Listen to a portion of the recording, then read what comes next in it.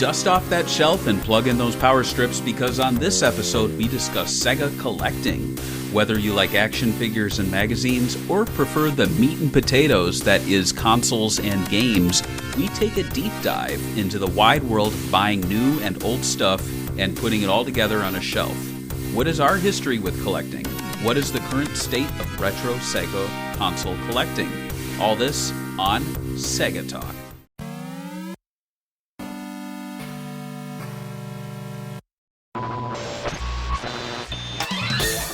Sega Bits presents Sega Talk, a podcast talking all things Sega! With your hosts, George and Barry. Look, it's a giant talking egg. I'm not talking to you. I'm talking to the master here. Say what?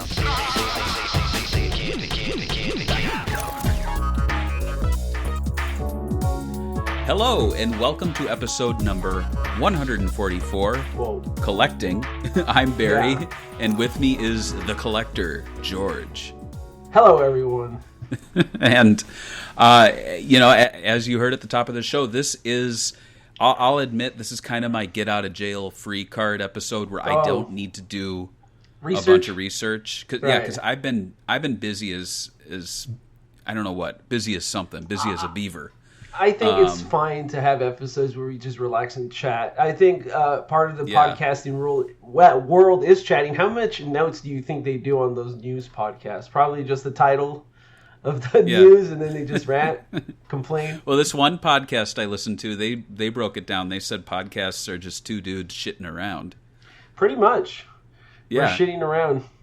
And they said sometimes two dudes is three dudes, but it's still two dudes. I don't know how that works, but Me neither. But yeah, so before we get into the episode, George, why don't you tell people about patreon.com/segabits? You guys could check us out on patreon.com/segabits, where you can catch us and this episode a couple weeks early. There's different tiers. We can do different things, like $20 tier lets you pick the topic for one of the episodes, which is pretty cool. Most people pick some really cool picks. We also have a pickup video there you guys could watch, talking about our latest pickups, which is kind of related to this. So check us out on patreon.com/segabits. And that's a good point, because I think after we did that, I really got to thinking about, like, honestly, the lack of pickups was really speaking in my Sega, life. And we are going to be going through, like, the price charting changes, so we'll see what's like if you were to pick up today, what would probably be a console that's worth picking stuff up on, I guess. Yeah. And so I guess just to talk about collecting in general, like, what is collecting? Obviously it's taking a bunch of things from something and assembling them together. And I feel like there are a lot of people who don't realize they're collectors. Like, you might really be into cooking, and you're like, oh, I love Cuisinart. I've got all their stuff in my kitchen. And it's like, you're a Cuisinart collector. Right.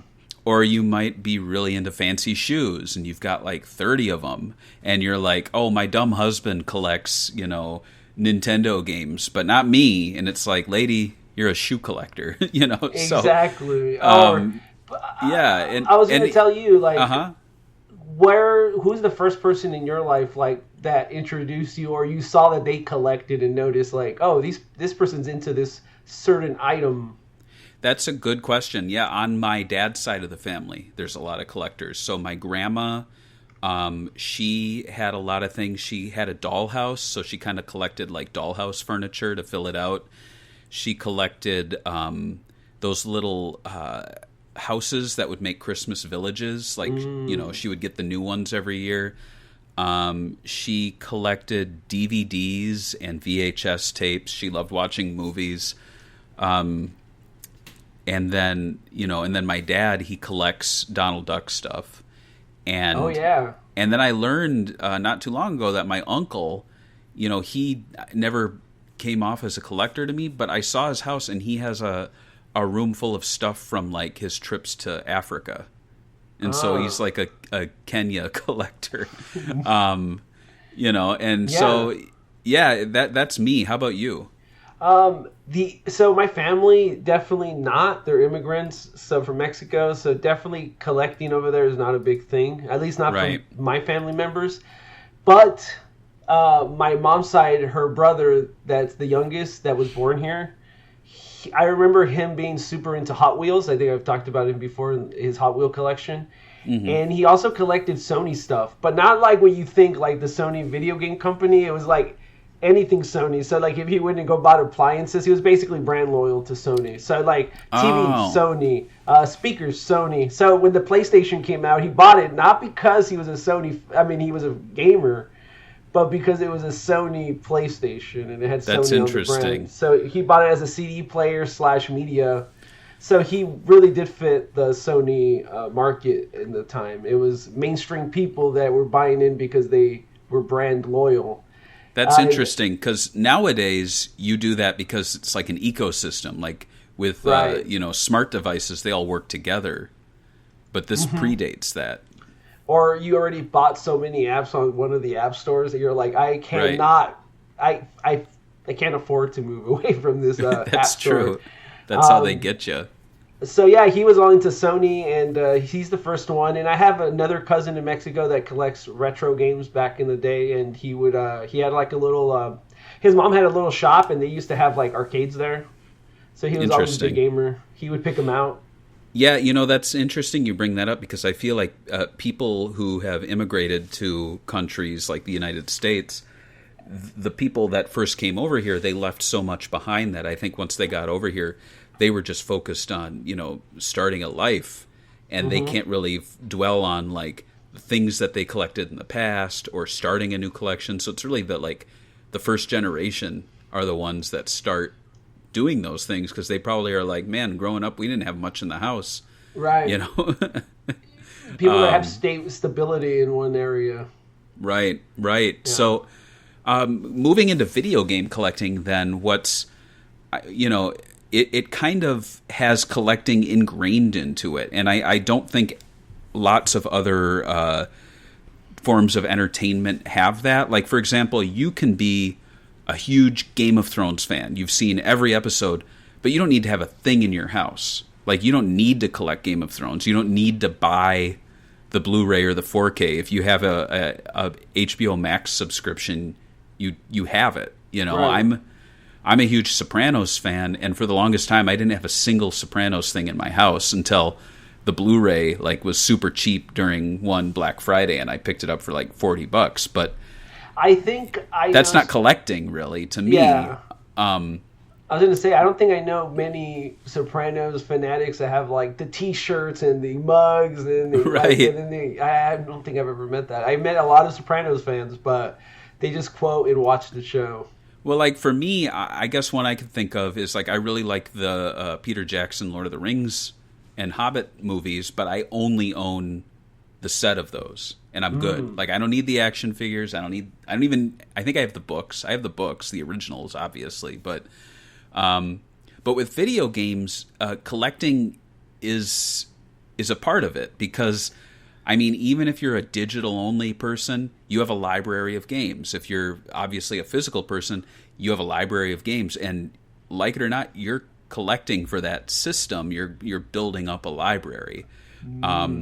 And I think there are degrees of how precious and attached people are to those. Like, growing up as a kid, every friend I had a video game console, but some would be like, oh yeah, I have the N64. It would be in the basement. The games would just be scattered about, mixed in with the VHS tapes. Like, they wanted the games, but they didn't really think of them as like a library or a unit. They didn't keep them all together. They didn't take care of them. It was like, well, if I want to play GoldenEye, I'll dig under the couch and try to find the cartridge. Like, they were very sloppy. Sloppy, I guess, but they weren't precious about it. And with me, the Sega Genesis, and this is kind of going into our first question here tonight, like, what is our history with Sega collecting? For me, the Genesis was my first console, and so every time I got a new game, I would kind of keep them all together. I don't actually recall where I put them for the longest time. Well, actually, I do. I I can't show it, but there's a little rolly cart over here, and it would hold my Genesis. It would hold some games. Now it actually holds my NES because it was, I think, made for an NES and actually fits it better. But yeah, so I found some sort of piece of like general gaming storage furniture to start storing my games, and I think Sega, especially because they have these, clamshell cases. Oh yeah. They taught people not to throw the cardboard box away. It's interesting because I feel like with VHS tapes, people keep the tape in the sleeve. They don't throw the sleeve away. And yet with NES, I don't know. I don't think less of Nintendo fans, but I do think the general Nintendo fan is less smart than most people. Whoa. Because I hear so many stories of people being like, "Oh, I love NES. We never kept the boxes, though." I'm like, why? Why would you throw the box away? It doesn't make sense. I think the reason that they did throw it away back then in parents is because of how disposable it felt. Like when you have a VHS cover, you kind of felt like you needed that cover to take care of that video game. And I think in Nintendo circles, you were so used to seeing the games just being given out, and they felt so safe because they were so hard already, that most people didn't think you needed the actual cardboard. And the cardboard was so flimsy and cheap, it felt like a packet of rice almost. Like, you know what I mean? Something you buy like Uncle Ben rice in, not really something you collect and put on your shelf. Yeah. I mean, you'd often see that plastic little holder inside the box. Right. And then they tuck the manual in behind it. Dust something they call it. Yeah. Go on.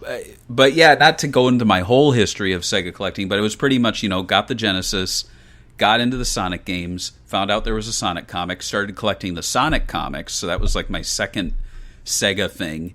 And then from there it just kind of ballooned where it's like, oh, there's Sonic toys, let me pick some of those up. Oh, there's other video games I'm getting into as I become a teenager. Now I want, the Space Channel 5 action figures. Oh, cool, there's like a Dreamcast magazine. I guess I'll subscribe to that. Oh, now I'm collecting magazines, and so from there, as I got older, I would look back and realize there were things I missed out on, like Sega Visions magazine or old merch. And so I would just keep my eyes open on eBay and at swap meets and at gaming conventions. And we'll talk about prices in a little bit, but prices were so low back then that I could buy every issue of Sega Visions for like a couple bucks an issue. I could buy Master System games at $5 a game, just like they were just stacked up. How much are those? Oh, they're all $5 each. Yeah. And so it and I think there was a point where I realized that things are going to start going up in price, and so I do feel like there was maybe a year or two where I probably bought the most I've ever bought since and ever will, just because like my Master System library. Well, I think I bought like 25 Master System games in like a year, and I bought like a ton of Saturn games one time, and I was buying Dreamcast games like crazy to the point where I own over half the U.S. library, which is not is a big amount. The Dreamcast is something that's going up too, right? Like in the last 10 years, especially. Right. How about you though? What's your history of collecting Sega stuff? I mean, I had a Super Nintendo and a Genesis, so like I had games for them and I liked them, but like to me they were just games that I had and I would play when I was bored and stuff. And then randomly, I remember like once the next generation came through, I was like, wait, I'm coming to the shop and I can buy PlayStation 1 games and Sega Saturn games, but I can't buy Sega Genesis games at Walmart? Why not? Right. So I'm like, it doesn't make any sense. And then I started thinking, oh, wait, well, they're old now. Nobody wants them. So I was like, well, if I want these games, I'm going to have to find them. So then that's when I started, like, basically my friends would just go to, like, yard sales, swap meets every weekend we could. And just basically people were just selling them for, like, nothing. Like I said a while back, we bought a TurboGrafx 16 for $10 for, like, with 16 games or something. It was like... People didn't want this stuff back then, so it was easy to get. Like, if you had a lot of money or were in your mid-20s in the 1990s, you would probably get some of the craziest, most rare stuff for dollars. Right. Yeah, I caught the tail end of that, and I did have a few amazing finds. So, Yeah. Yeah. Yeah. So, yeah. So him and his parents would take us. So it was pretty awesome. Great. I think the sometimes going and finding this used stuff is more thrilling than. I mean, the finding and owning it is great, but the adventures are also pretty great too. Oh yeah, no, and I think those glory days are gone, because as I've seen in our Sega Bits Discord, people will go in there, like someone will say like, just hit the retro shop, check out my pickups, and it's like literally, and I think I'm calling this guy out, but it's like Sonic Jam for Saturn, and there's nothing else there, and you look at the sticker and you zoom in, it's like $250, you know. And so it's like US one at least, I think, and so it's like so. It's like, man, like I have not been to a retro game store or even a retro game convention in a long, long time. But I look at my old photos and I'm like, I came home from it's not too many games. It turned into too many games, but I think it was called something else. I can't remember what it was called. It was in Philadelphia, but like I went to one of these. I came home with Sonic 3D Blast, another Saturn game, a white Sega Saturn in box, and like a couple Dreamcast games, and I think I dropped like maybe $125. You know, and that's one game now. Like now that's one game. Yeah. Do you remember when we used to talk and go, man? Can't believe there's a Sega Saturn game that's worth over $100, man. Mm-hmm. Or man, it went up to $300. Can you believe that? People are right. There was a time where Dreamcast and Saturn maybe had one or two games over $100. Right. It's crazy that now GameCube has games that are worth more than that. Like, yeah. So, having talked about all this stuff, like, do you remember the first Sega item that you owned? The very first one? A Game Gear with Sonic 2, maybe? Okay. Yeah. Sonic, yeah, the one that came bundled, I think. I want to say, yeah. I feel like that's a lot of people. Yeah, for me it was the Genesis bundled with Sonic 1. And I think the bundles were just such a great idea. And I feel like a lot of people's stories were like, oh yeah, I got this bundled with that. Now, what's your favorite Sega bundle? Because I'll surprise you with mine. I thought, as a advocate and supporter of the Dreamcast, that the one with I think they had like a blue VMU, Sonic Shuffle, and Sonic Adventure, and I think two controllers, I think, or maybe one controller, and that was an amazing bundle, because you got Sonic Adventure, which is already worth almost $80, Sonic Shuffle, which is I don't think is that, it might be a little rare too.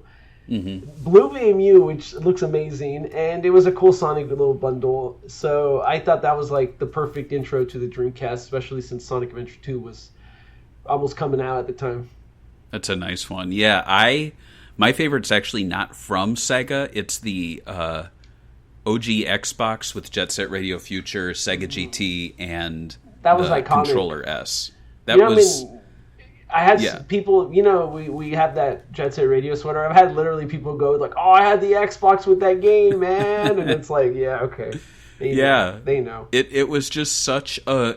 I think because we were going through so much as Sega fans after the Dreamcast died, and then just to have like Microsoft be like, check out this. It's a Sega bundle. And you get two games in one, and you get the better controller that kind of feels like a Dreamcast pad, and you're like, oh, it's just, it is comforting. What's your favorite Sega item that you own? That's a good question. I'm like trying to think right now. Like, there's so many. If there was a fire and you could only grab one thing. Oh, dude, it would obviously be something on my Dreamcast collection. Probably, I guess I have to say Panzer Dragoon Saga because it's worth so much. So I would have to save that first, because if that went up in flames, it's like half my Sega Saturn collection going away. That's a good point. Yeah. Yeah. Oh man, it would be. Yeah, it would be hard for me. It would probably, like, if I was told, oh, it can't be like a monetary thing. Maybe, I don't know. Maybe my like Dreamcast magazine collection, like the paper goods. I don't know. It's hard, but like if I could grab a handful of the magazines, that would probably be something. Right. How about the rarest Sega item you own? I guess Panzer Dragoon Saga. But here's the thing that we're getting kind of weirded, right? Like, Yeah. so when we talk about rarity, are we talking about how many were made? That's a good the point. Price? Because Yeah. we have stuff from Sega that they sent us that only maybe 100 people have, and like press people. So to Yeah. me, I'm like, isn't that technically rarer than a Sega Panzer Dragoon Saga game that was manufactured for 30,000 people? Well, So- that's a really good point, because one of the things in collecting is that, there is a difference between rarity and scarcity, and often scarce things have a lower monetary value because not many people either know about it or want it. But it is also more highly sought after among a smaller group of people. So, like, for example, you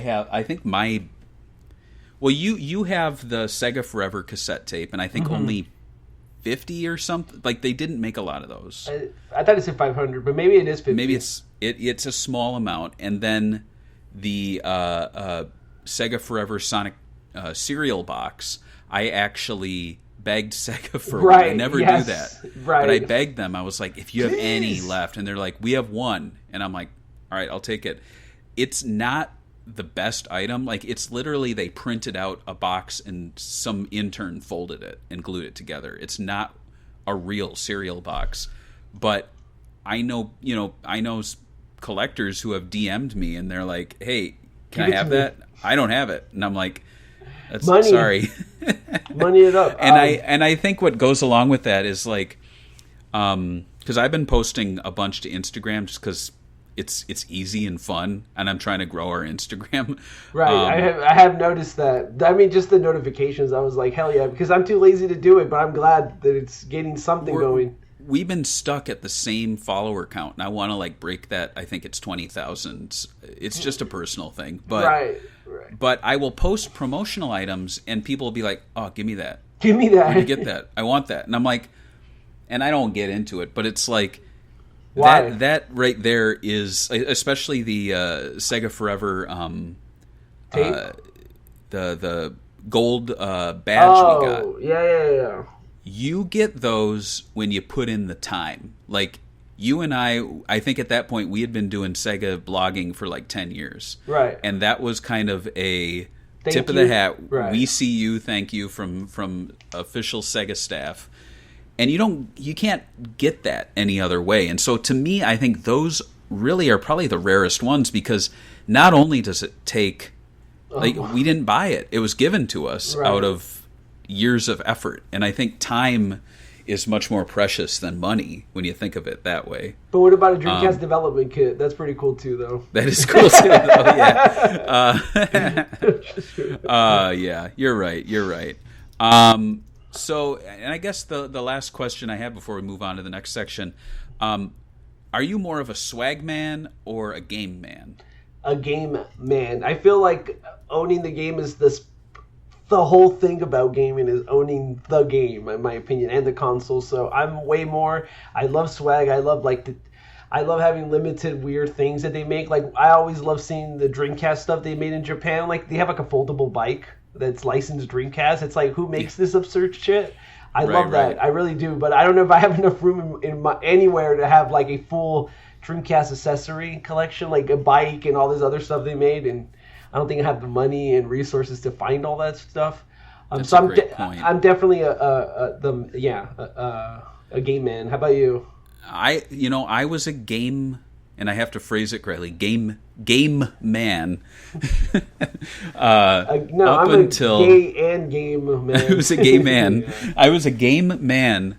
Not that there's anything wrong with Nothing. that. Up until, man, I gotta say maybe 10 years ago in terms of retro stuff. And then my retro collecting just went flat. Like, there was a year where I think I could count on one finger how many games I bought that weren't like modern. And it was, I think, Rampage for the Saturn. That was 2 years ago.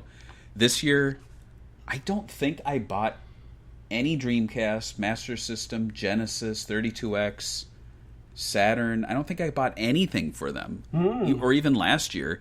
But, I have a shelf behind me. This is all non-Sonic Sega stuff. I got a lot of that stuff the last few years, and that's like an Opa vinyl, a Ryo Hazuki statue, the Streets of Rage and II and Altered Beast action figures, like, and that's kind of where I am now, where I'm very picky, but when something really catches my eye, like I'll pre-order it or I'll pick it up at Walmart or something, because I already have the game, or I just it's like I can't afford that game anymore. I'm never gonna find it. Case in point, I don't own any of the Golden Axe games outside of I think there's a Sega CD like compilation of Genesis games, but I have them on compilations. Those are iconic. But you know what I mean? Like, right. I have them on enough compilations, and right behind me here, I have the Mega EverDrive that killed my Genesis collecting because that was another thing I was going to say. If you're like collecting, don't be scared to just EverDrive it. It's like if you want to play on hardware, obviously. Right, and the EverDrive, it replaces the 32X, it replaces the Genesis, it even covers foreign games, and if you don't have the 32X connected, it plays Master System games because it functions as a power base converter. Mm-hmm. So you're good. And I think that's why I've stopped collecting, because I have all the games from the franchises I love, and there's no way I'm going to like build up a Phantasy Star or Shinobi or Golden Axe collection now, but there are more than enough compilations that have those games. And to me too, and I guess we're moving into the next section here, like I do have a couple of questions I want to ask you. For sure. But I will say that by and large, emulation is so perfect up to, I'd say, like the 32X, that there's no reason to buy those games anymore. Now, I will say the Dreamcast and Saturn, I don't even get into that whole RetroPie emulation community. For me, I'm like purist OG hardware. So if I can burn the game, I'll play it, but that's just me, you know. So really, the Saturn is the library that's the most closed off to me, because it's not a very burnable friendly console. I would, and I know that this just came out recently, so I know you haven't tried it, but the Saru is really nice. I actually bought it this last month, and you put it in, it does everything a backup does, basically. So it'll play your burned games, it'll play region, it makes it region lock. I don't think it has a cheat menu thing. I never use cheats. But you can also put all your games on an SD card, and it plays it right off the back of the little cartridge on the Saturn. And it has way faster loading. And there's even an option on there to load the disc instead of loading it off the thing.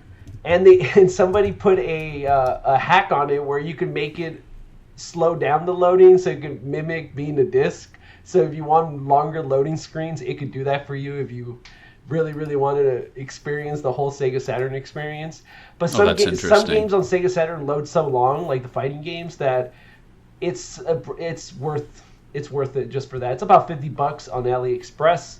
So yeah. And I don't condone piracy. It goes into the backup port in the back. Yeah, the port on the top, the backup. Right. For the memory card goes.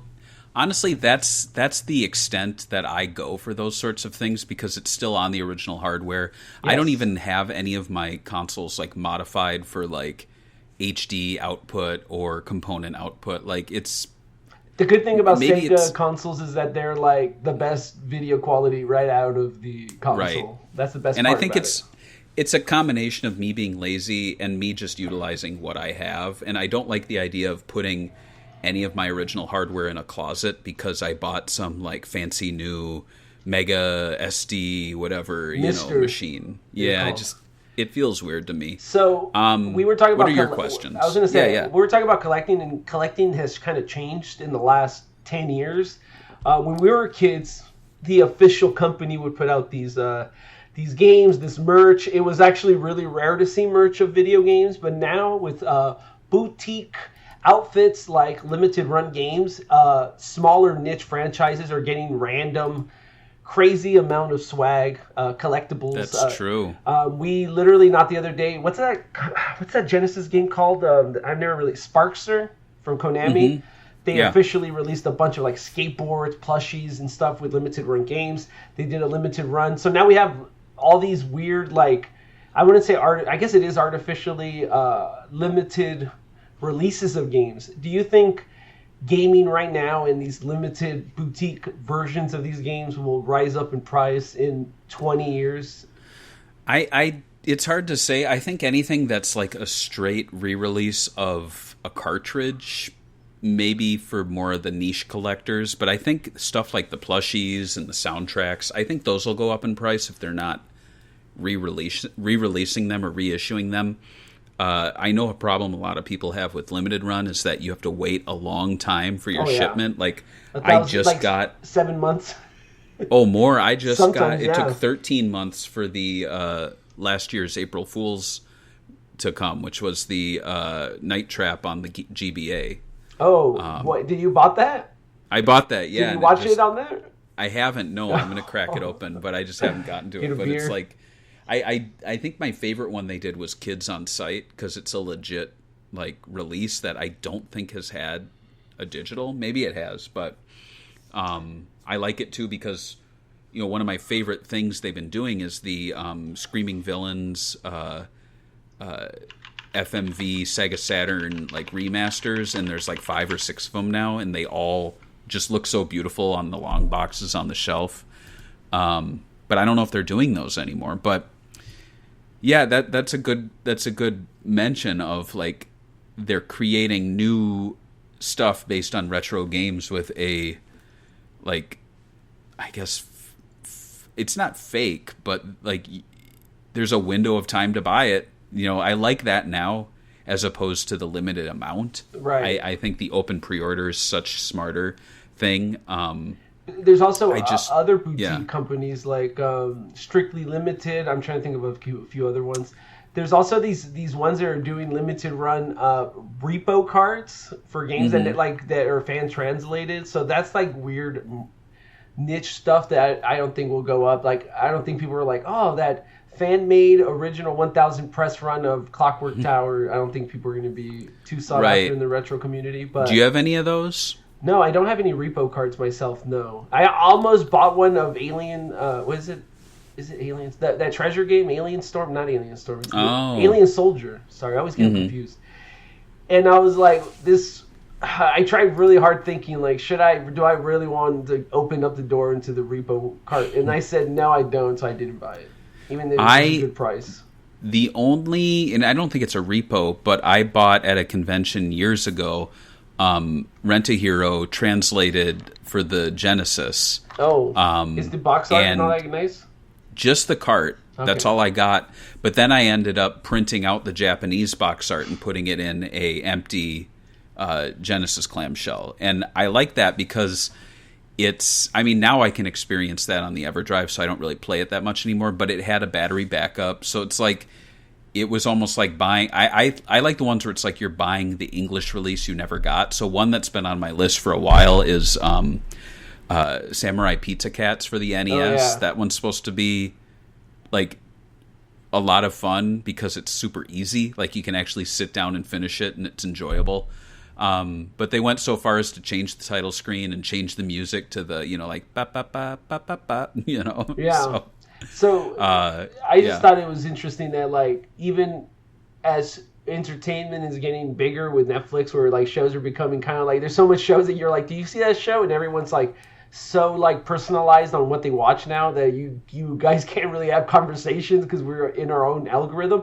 I feel like even collectibles are getting that niche to the point where you're like, I collect limited run games, but only Screaming Villains and full motion picture games, Because you could get that niche if you really want to. I mean, that's pretty much me for limited run. Yeah, that's all I get. And the Star Wars ones they do, those are fun. I used to get the ones like if we interviewed or had anything to do with the release of a game at the time, I would be like, I had to pick it up at that point. Screaming Villain stuff and the Wonder Boy stuff that we were covering at the time. So, oh, yeah. Yeah, those I were remember always those good times.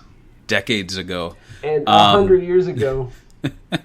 So going into part 2, or the second half of this collecting episode, we're going to go through the state of collecting, and I have each of the main consoles here, And I just want us to take a look at, where things are at price-wise, where some of the most expensive games are, and then I'll show off a couple items from my collection for some of them. But so the first one's a Master System, right? Yes. So you want me to? I mean, I have a few thoughts just looking at this, but like obviously it dropped from 2020, at least with games. I think everything in 2020 dropped, but the 8-bit stuff seems to drop the hardest. I think the NES had a similar drop, so I'm thinking maybe it has to do with the age group of the people not coming back to collecting, maybe. But I will say what's interesting about the Master System is that the console is $202 loose. So that console has gone up just for the console itself. That's actually pretty impressive considering that I have not met that many Master System fans in the Sega fandom. I think they're usually older. Right. And from the UK, to be honest with you. If I'm being 100% honest, most of them are from the UK or Brazil. That's a great point. And also I think, like you said, Brazil, and we just, unlike the UK where we share a language, there are huge communities in other parts of the world that we never interact with, which is just wild to me. Look at Blue Label Outrun. I want that one. $250 collectible inbox. Oh, do you have that? Well, here, let's... Okay. Oh, it looks like something I've seen on the internet. I will let you down, though. It didn't No come with manual. the manual. But... I'll give you $125. The game is in... good condition. Beautiful condition. Those stickers always fall out, don't they? Those Master System stickers? Yeah. The glue they use on them is terrible. Yeah, there we go. But I will say with Master System, so that's a console I came into very late. That was one of those like ones where I was just playing catch up, and it was on my list for a long time. And then I think I went to a convention in Philadelphia maybe like 9-10 years ago, and I saw one there, and I'm like, I gotta buy it. And I didn't even know about like the possibility of not getting Snail Maze, so I'm so glad that I got Snail Maze as the preloaded game. But from there, like anytime I would go to a retro game shop, I'd ask them if they had Master System games. Every single time they would be like on the floor in a stack or in a bin in the back, and they did not care about them at all. I went to one shop, and I can't go over there and grab them, but for sure there were at least like 3 or 4 now pretty sought after RPGs in there for $5 each. Like I got what is it? The Dragon's Trap for like $5. I got there's another Spellcaster. Is that one sought after? I don't know, but like it really, like anytime you see an RPG, pick it up if it's cheap, because it might be worth quite a bit. Yeah. But yeah, the super rare ones that I have, as you saw, Outrun here, but it doesn't have the manual. And I will say the manual is, I don't think it's that different. So I could go find a normal Outrun manual and it wouldn't look that different. But this game, this is, to my knowledge, and someone watching can correct me if I'm wrong, this is, I think, one of the rarest U.S. released Master System games, so much so that it didn't even make this list because there are no records of sales. I hate when that happens with some stuff I have. I'm like, wait, nobody sold this? Like, how am I supposed to even gauge?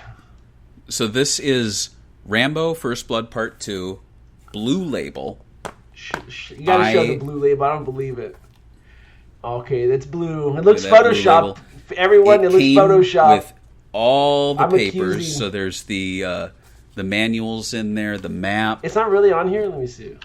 It says one sale per year. So this has only sold maybe a couple times in the past 10 years, and the prices were nominal. Like I think one was actually maybe $90.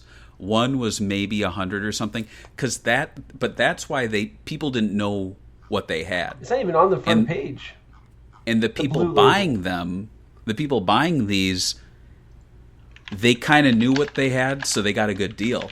But now, there aren't any. I don't know how many there are. There's maybe, I don't know. It's the wildest thing. There's no, and you know, if I that's one of the things that kind of gets me about collecting. That right. Actually, you go on, but talk about the. Sorry, I was going to ask you another question, but like, what app do you use to manage your collections, and what's your opinions on your management of collecting? Because like, there's so many apps, and I feel like all of them kind of fall behind. Like Discogs, I don't know if you collect vinyl, but Discogs is such a nice app, and it has its own built-in marketplace that it's easy to know how much your collection is worth on there. And I don't think retro gaming collecting, like for retro comics and retro other stuff, is that precise, you know? I use one called Game Vault, and I like it because it hasn't changed. It uses the Giant Bomb database. It has not changed in years, and for whatever reason, it saves my information, even though I don't even know if I'm like logged in. You know, like I don't want to mess with it. Right. But I've gone through like 3 phones, and every time the app just loads up and it has all my stuff. But there's a library, a wish list. You know, it's broken out by category. So according to this, I have 211 Dreamcast games, 54 Saturn games, 53 Genesis games, 48 Atari. You know, so it doesn't do barcode scanning, I don't think. So that kind of hurts. I use Game Eye, it's fine, but like, and it's like pretending it has a marketplace there, but it doesn't. Right. It just puts your games in the list that you're going to sell yourself. I will say that I wish there was an app that when you scanned the game and before you added it, or you looked up the game, there was a notes version, because Discogs does this thing where you look up a record and you go to notes, and they'll tell you why the record is worth what it's worth. It'll say like, this record was only released 300 out of 500, or it was rare because they printed 10 of them for one show in Chicago. And at least you know, every time I go to these things, it just says Blue Label, and then you click on it and you're like, why is James Buster Douglas knockout boxing on a $980 game here? Why? So I'm going to send you a link here on Skype. I actually did find there is one Blue Label on eBay right now for Rambo. They were originally wanting 280, now they want 195. It does have water damage on the back, and the label is in kind of poor shape. But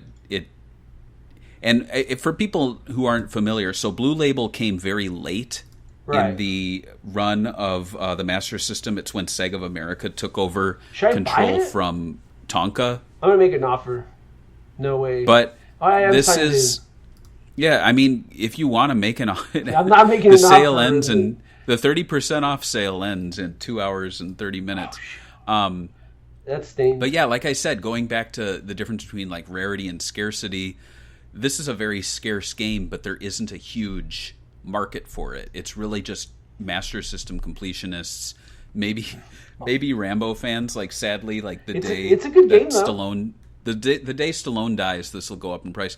It's a good game, but you can get the standard one. Bro, that's going to be worth $1 million when he dies. I swear to God. I'm not even lying. But the same game costs $25 with the Tonka red label. Ugh. Look at the blue one. It's so nice. But to close out my Master System talk, I got these for $15 each. But you don't have the tag on top like this one does. You want to buy this case?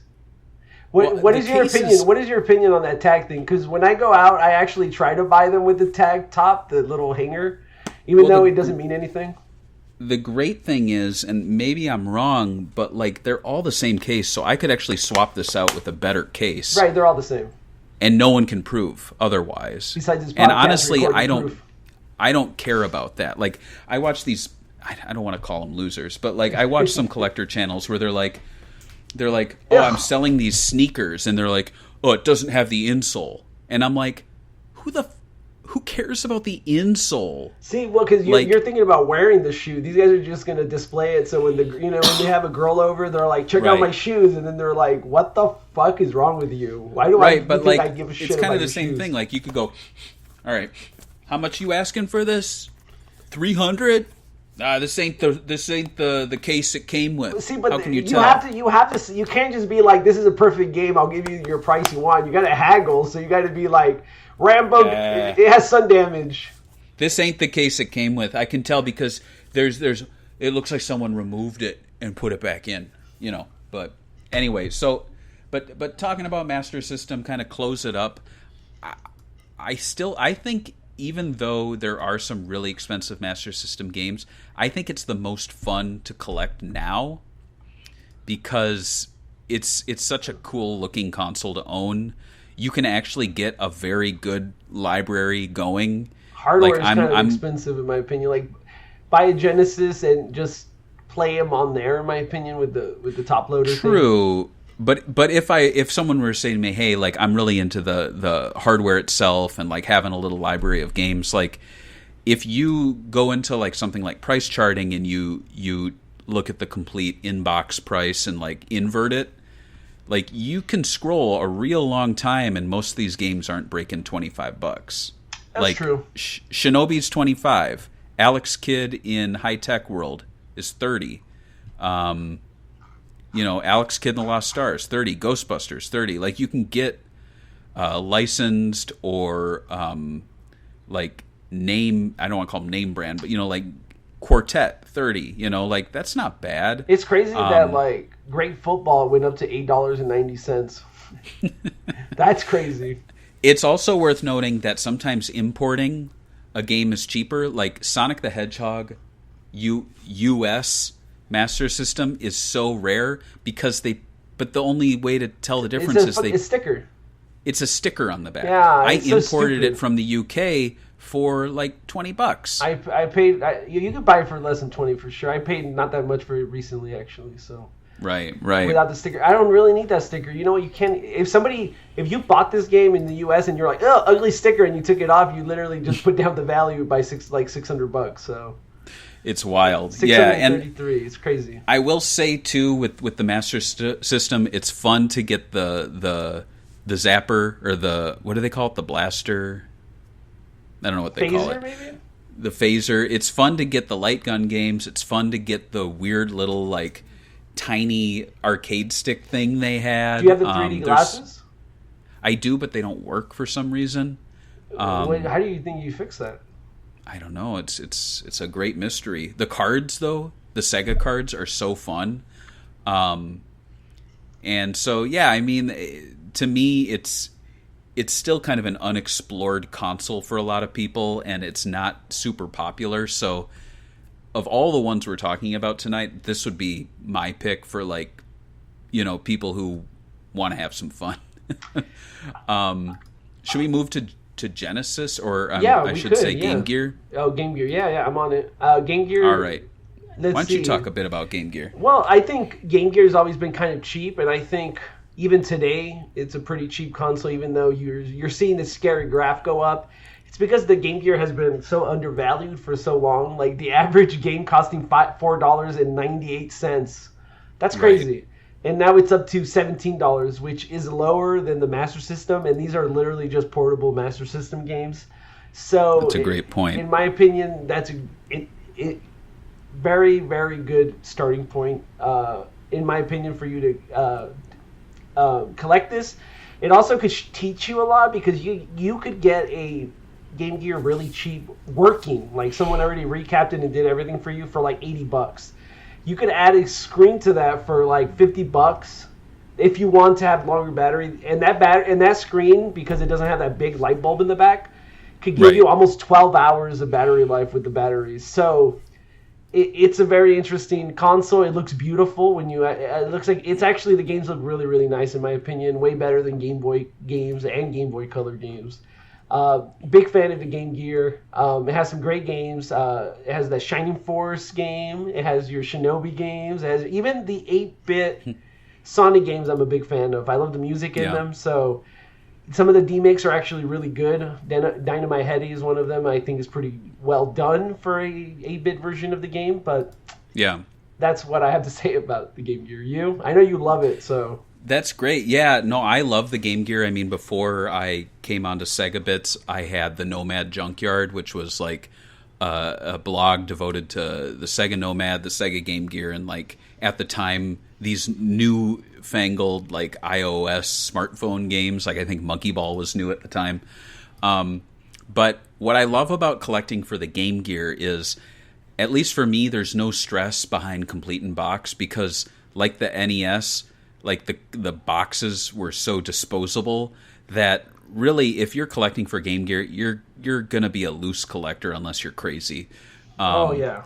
Like I own maybe 3 boxed Game Gear games, and 2 of them are actually from the Majesco reissue that they did in the late 90s. So, little background for people. Majesco is, I think, a Mexican company, and are they licensed out Genesis and Master System, and I should say Genesis and Game Gear and maybe Master System. But they were behind the Genesis 3. They did reissues of not only games but hardware. So if you look, and I actually own a Majesco Game Gear, which has better video. Actually, because it was made like 8 years later, it has the parts are just like a little better because they're current to like 1997 or 8. And the way you tell them apart is the iconic Game Gear, red, green, blue RGB is white, which sucks. But you don't like the white one? Those are more sought after. No. The white where all 3 colors are white. Right, but most people seek those after because so when the Game Gear came out, there was like this capacitor problem in America where all the capacitors people were using were really cheap and they blew up really fast. And I guess the Majesco whatever ones use more high quality parts. So some retro collectors that don't even want to deal with recapping it, they just buy they think that the white one, they all have to be recapped. They're old. Oh no. You make a great point. I just mean aesthetically to not have the RGB on the front. It just doesn't look as pretty. Okay. Gotcha. But you're getting better video quality. But what's really fun about it is like if you're just starting collecting, or if you just have a small collection but you never really got into it, what you do is you go out and get one of those, and they're not expensive to my memory, Game Gear travel kits. They're going up in price, but you can get them cheap. You can snipe them. You can snipe them for under $80 with a Game Gear. Yeah, and so what they have is on the inside it holds a Game Gear. It holds super wide adapter. It holds the battery pack, and then it holds the AC cord and brick. And then on the top, I think it holds like 12 or 16 games. And what's so fun is collecting to fill that. So you're like, I need to find the battery pack, I need to find the super wide, I need to at least get enough games to like fill that and get the little cool clear clamshell cases for them, which I love those things. And it's something so satisfying about, like, my Game Gear collection is not out, it's like in storage, but I just take that case out and unzip it, and it's like, that's my Game Gear collection. And I just love how it's all one box, it's like it's all there. But my favorite thing is actually the Game Genie, because it has a tiny compartment inside the Game Genie for the booklets, and the booklets are like this big. They're so tiny, they're like the size of a postage stamp. And I don't know, I'm just really into like all the weird accessories. I have one where it's like a water resistant case with a magnifying glass on it, and then I have I have one called it's like a little shoulder harness that you put your Game Gear in. I don't know, it's just fun. It's a fun thing to collect. Yeah, I think it's Sega's first handheld. I think the Nomad is a little expensive. I've been trying to look to snipe one really cheap randomly, and they're almost always broken that you can get for cheap. So it's like, it's a beautiful, beautiful console, but it's just a Sega Genesis. I got mine back there. Yeah, it's just a Sega Genesis that goes on the go. So in my opinion, just play the Sega Genesis. You don't need to be on the go, or do you? I don't know. You do always be on the go. But as for the Game Gear, I prefer to play the Game Gear over the Master System, in my opinion. I think the games are cheaper, and I really, really like the form factor of the small cart. I think it's cute. I think the way it fits into the system is nice. The system's a little bulky, but I think it's aged better than the original Game Boy. So, yeah, in my opinion. That's a good point, too, because they're basically the same hardware. Like, if you find a Master System game to be too hard to find, just get the Game Gear cartridge or vice versa. And that's kind of how I am. Like, if there's a game I really want to try out, I'll go to Sega Retro, I'll search it up, and I'll see all the platforms it's on. And I'm like, oh, it's on a PlayStation 4 compilation? I'm good. I don't need to go and seek it out. Or like, oh, it has a Game Gear port that's like $10 as opposed to a $50,000, Master System cartridge. Yeah, I'm good. Here's one that I didn't know existed: the U.S. Gold Game Gear version of Mega Man, and like I didn't know it existed because like the cover looks Photoshop. Like if you look at it, it's the rarest one on the list.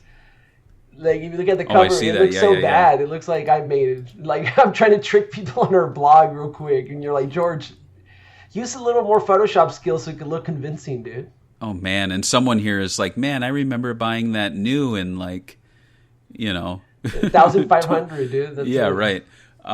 Worth pointing out, too, or worth mentioning that Sega16.com's Ken Horowitz just announced his Sega Game Gear book is coming out next year. Some crazy stories are going to be coming out of that. He has been working on this for quite some time. He told me about it at the Sonic and Sega Fan Jam last I saw him, and I do believe that I know because I talked to him, is actually looking for some contributions from myself and possibly even you. So I'll talk to you offline about that. And we get our names in the book and get a free copy. Yes. So let's move on then. You mentioned the Nomad. That's a good segue into the Sega Genesis. And this is a weird one, huh? This is where it starts to get a little sloppy because we're getting into models. We're getting into, like you mentioned, the Nomad. There's also the CDX. I don't want to get into those today. We could do a whole episode on the Nomad and the CDX. But just talking about like Model 1 or Model 2 and the games that are out there, what's your recommendation for the Sega Genesis? So if you don't want to mod anything and you kind of want the best picture you can, obviously the early models of the Sega Genesis Model 1, the bigger one, I think it looks nicer. It looks like a big, it looks like a future spaceship. I do have a Model 2, and I think the Model 2 is just fine, but I think once you give into the Model 1 or the Model 2, you have to ride with it because of the cords being different, which is so annoying. Which is another thing. I got the 32X, right? And I put it on there, and I forgot that the 32X, the cord in the back, is the Model 2 cord for it. So that's annoying. But anyway, because I don't have a high quality cord for the Model 2. I play everything on the Model 1. That's a good point. Yeah, when I moved, I just kept my entire Genesis 32X Sega CD all connected because I didn't want to think about it again. But there is a great website. It's called, I think, GameTrog. And they have a great system where it's almost like, what console do you have? This. What model Sega CD do you have? That. Are you adding a 32X? Yes or no? Here's what you do. And they give you all the model numbers for like the inputs and outputs and where to put things. They even show you how to do stereo sound, which I know a lot of people don't know about, where you actually have the sound going out from the front of the Genesis headphone port, and then it's converting it into stereo, which you don't usually get. But yeah, I think, it's kind of like the classic car of video game consoles, because once you get it all connected and everything, it's just a source of pride. I mean, for me, it's the centerpiece of my consoles, just because it's all there. It's all connected.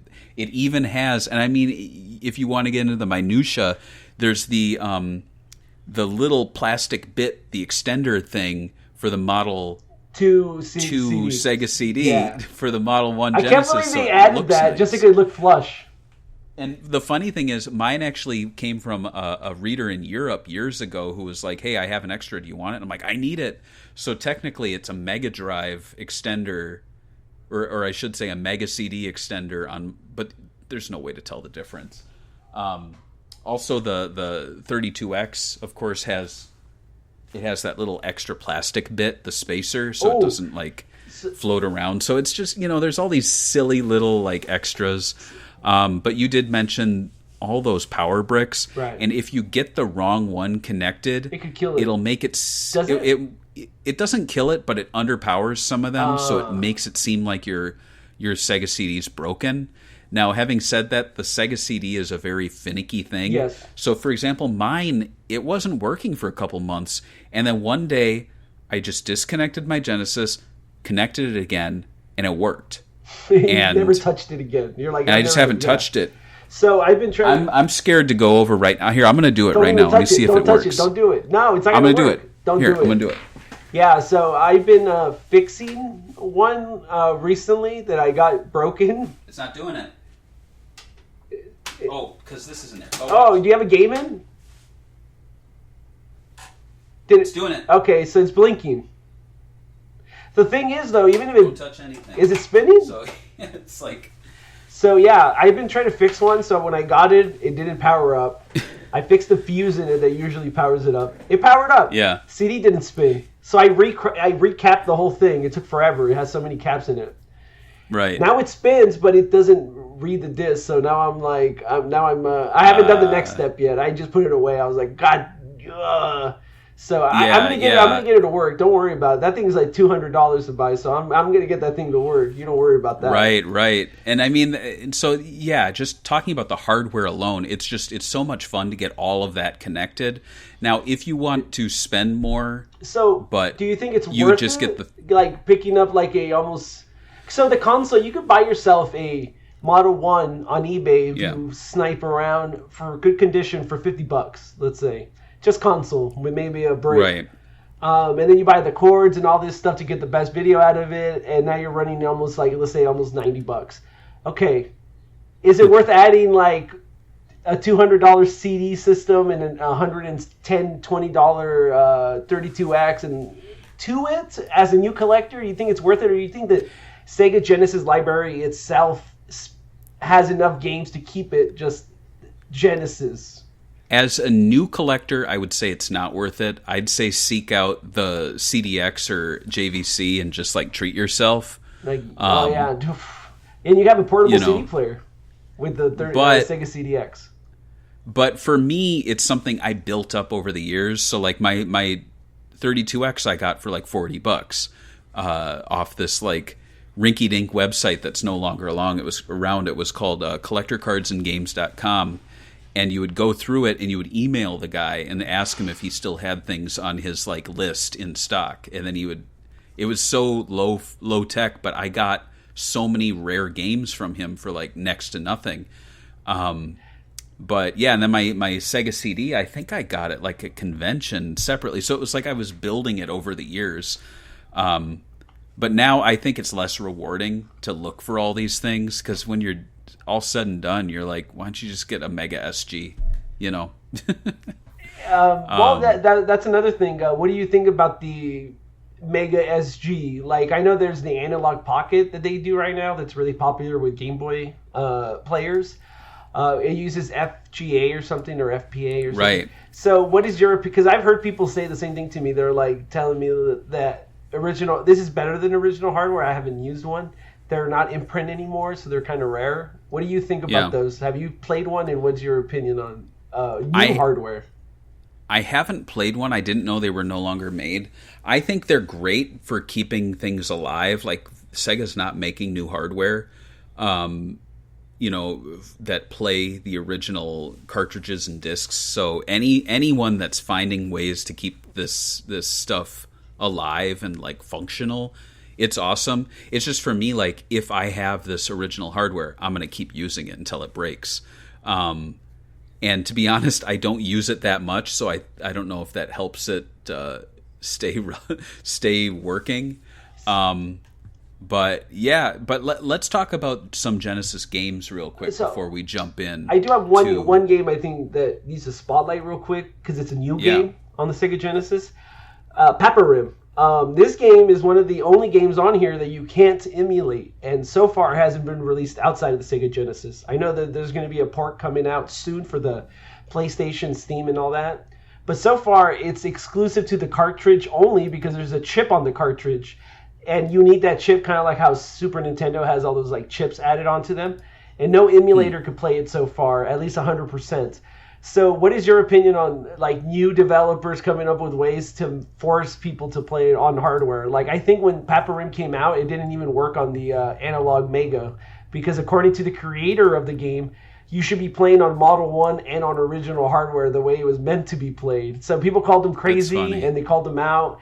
And he also didn't deliver all the backers their copies. So the game's been going up in price because gamers want to play it because it looks like an amazing game. Like I actually saw some reviews on there with Strika, and he talked about how there's a mode where you could there's like multiple paths. And you could go to like a jail if you and if you go to one path and it's so big that you have to replay it, and then once you replay a path, you can make one of your characters you unlocked a boss in that area, and then you come back and replay it again, and then you fight your character you left as a boss of that area, and then they give you an extra mission. So it's like all these weird, crazy ways of extending the gameplay. But I just think, what do you think about the chip thing? Like making it exclusive so it goes up rarity. It's rarity. I think that's a little scummy to like do that. I guess if you're trying to protect it from people ripping taking the ROM out, like dumping the ROM, that I understand because I know that bootleg like indie games are kind of on the rise, and I think that sucks. It's the equivalent of like buying a fan art print and then scanning it, and reselling it. Like it's just kind of scummy. These people are not making much money off of these, and you're just killing their business. Having said that, I think when you go so far as to make it almost impossible to not play on anything but like original hardware, and then even that's causing issues, that's a problem. Yeah. I don't really like that. I thought it was a weird drama that was happening when this game came out, and they still haven't... There was even a video that someone had supposedly a big box of all these that they were in a warehouse, and there's a lot of drama around that. But so any other games you would like to talk about? That's the only game I was going to mention. I mean, do you have Crusader Genesis of the just... Sensi? No, I don't. That's a great game. Have you played it? I mean, I have. I mean, it's on the Mega Drive Mini. Okay. On EverDrive, yeah. So I guess what I'd say about the Genesis is the library itself is so accessible in terms of emulation and even just filling a Mega EverDrive, whatever, with these games that I almost don't see the point of me sitting here telling people what games to go and look for. Do you think that like just buying the Model 2 plug and play would be enough to experience the mass majority of what you should be experiencing? I do. Yeah, I really love Sega's Mega Drive Genesis Mini 1s and 2s. Which ones do you think is better, though? Like, collection-wise? Yeah, because I think that's the one that's kept its value online more. Like, you could buy... It's like over $100 to buy if you wanted it complete. And again, it kind of revives that fun of like collecting all the little editions and things, because there's these fake add-ons where you put like a Sega CD2 on the side and a 32X on the top.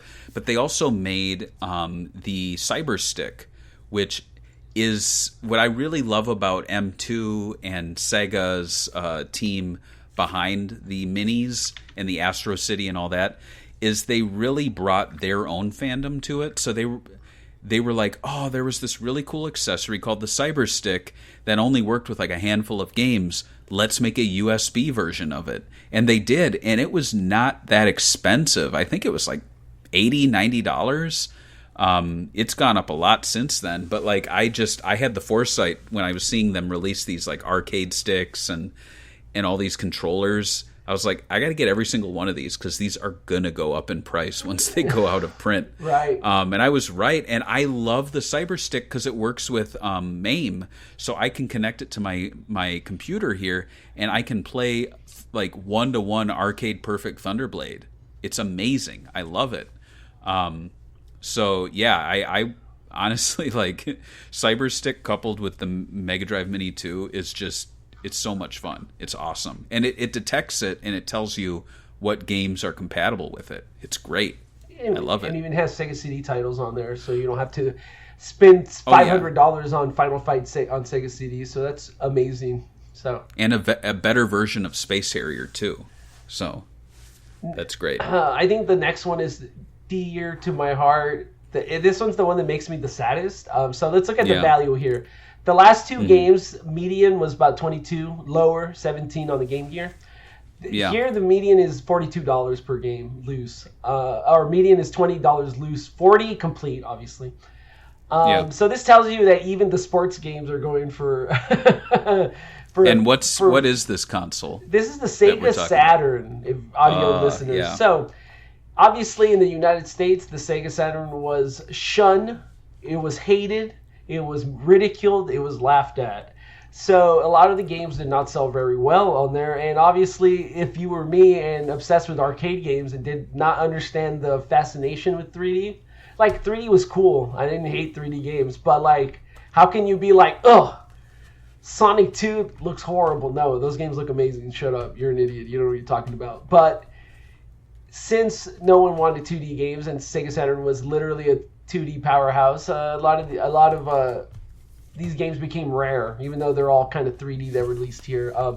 So let's talk about some of the games that are rare. Barry, any of them that you want here? Because I think everyone wants every single one, right? Like, I want Saturn Bomberman so bad. I wish I had it. Like, in the big jewel case. That's the one I really want. For the longest time, and I think I carried around this piece of paper for like 20 years that now looks like an old map when I unfold it. It's so like ratty and brown and worn, but it has all these wish list games. And over the years, I was just like, what am I thinking? I'm not going to get any of these Saturn games. And Saturn, to me, it's almost like if you were a theme park enthusiast, it's like that ride that no longer exists. Like you can't ride this. You can't ride the Saturn now. You could, but you're going to be in massive debt, and it's not fun. It's not fun to spend the money that they're asking on these games. And don't do it. Like, don't do it. Because it's like, when we started collecting, it was like Knights was $30, and even then we were like, man, this sucks, man. It used to be $10 in the flea market. Now it's like, how much is it? $96 complete. That's crazy. Right. And it's just gonna. And honestly, I think this console's gonna continue going up. I think there's it's weird because I've seen actual new people get into the console space and talk about on Reddit their Sega Saturn games they like, and it's always like the flashy 2D ones, and everyone's like, let me guess, you're a Zoomer that just got into the console, and you're like, these have the sickest graphics. Right. And the guy's like, yeah, I don't get it. 3D games look like shit. Why would anybody? And it's like, you weren't there, boy. Sit down, you know. Like, so I think that this is one of those games that has some vibe that a lot of people connect with. Probably the Japanese vibe that it is. It is the most Japanese of all the Sega consoles. Even the Americanized console still feels Japanese. It has I think the problem is, unlike the Master System or even the Genesis, like, you can't build up a decent library of Saturn games without spending a lot of money. Like, even in Japanese, it's getting a little ridiculous too. Right, and I have a fair amount of Saturn games. I looking at my last update for I have 54 Saturn games. US. Mix Japanese. That's a good amount. Saturn. I would say if you have over 20, you have probably over $1,000 worth. So my history with it is I actually bought the Saturn shortly after I got my Dreamcast. So I got my Dreamcast, like, I think November '99, and then I got my Saturn like spring or early winter or late winter, like 2000. And I very quickly was like buying all the Sonic Team games because I was like, oh man, Sonic Fanatic with Sonic Adventure. It was like Sonic Adventures, and I was like, I don't own Knights. I should get Knights. And then I think I just realized that this stuff's cheap, and so I got a black Saturn for probably like $50 or something. I found Knights for next to nothing. And then I just kind of bought games as I saw them, but I didn't really give much thought to it. So, my Saturn collection, it's a lot of them are actually disc-only AM2 games, which is not bad. I own every single AM2 game for the Saturn, but they're disc-only. But then my boxed games are, I have all the Panzer Dragoon games. That's a good one. I have Daytona USA, Deep Fear, Enemy Zero. That's good. Hang On GP, Last Bronx, Mr. Bones. That one's that one I don't hear too many people talk about, and I think it's underrated. Yeah, it's pretty rare too. Resident Evil, I got super cheap. I got that for like $20. That's crazy. Yeah. Sonic Jam, Sonic R, Sonic 3D Blast, Tempest 2000, both Virtua Cops, all the Virtua Fighter games, Wipeout, Virtual On. So that's a decent collection there. But as you'll note, I'm missing any RPGs. Right. Like RPGs are just I can't. Those get are them. Unattainable by the mere mortals like us. I was going to say. Right, I was going to tell you. The Sega Saturn also had a change in Sega. So when you bought Game Gear, not Game Gear, but Genesis and Master System games, they had the hard shells. I know there were some Mega Drive games that came in cardboard, but they were the later ones. And then in this, we have the long box, the most fragile case of all time. Right. How many times have you went to a shop and you're like, "Ooh, that's a nice game," and then the case is chipped, broken hinges? I feel mine. Yeah, half mine. my Saturn games are smashed. I actually I'll show you one of my. So I do have Panzer Dragoon Saga, discs only. Nice. Those are worth, let me see, $800. Yeah. I did end up buying a manual. It's in very poor shape. Like, I got it separately. So at this point, Barry, wouldn't it be more logical to sell it for $800 and then pay $200 more for the full set? Because it's $1,000. I actually saw it the other day on bid, complete, go for $800. Just sell the disc and buy the game complete. Oh. Like, I printed this out from Sega Retro, and I actually resized it. So this is the back, and then the front. So, it's like, it's not in a good shape. But I think this is the crown jewel of my Saturn collection, my Burning Rangers. That's beautiful. And I say that because look how minty fresh this is. That's ridiculous. This, I still remember taking the plastic wrap off in 2002 or 2001. I got this from Sega Parts, which was the Sega arcade and console like part distributor. 1-800-SEGA.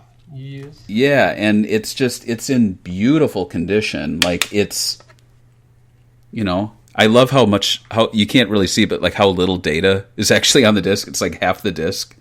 So yeah, this one's really like, because I got this for I think $40 off their website. Also, there's another thing that the Saturn does that I thought was interesting when I bought it, but I kind of like love and hate with it is it has built-in memory card in it, but you need to put a battery in it, and if the battery goes out, your memory gets wiped. Isn't that annoying? Right. That it doesn't like have a full save. I forget what they call it, like flash storage or whatever.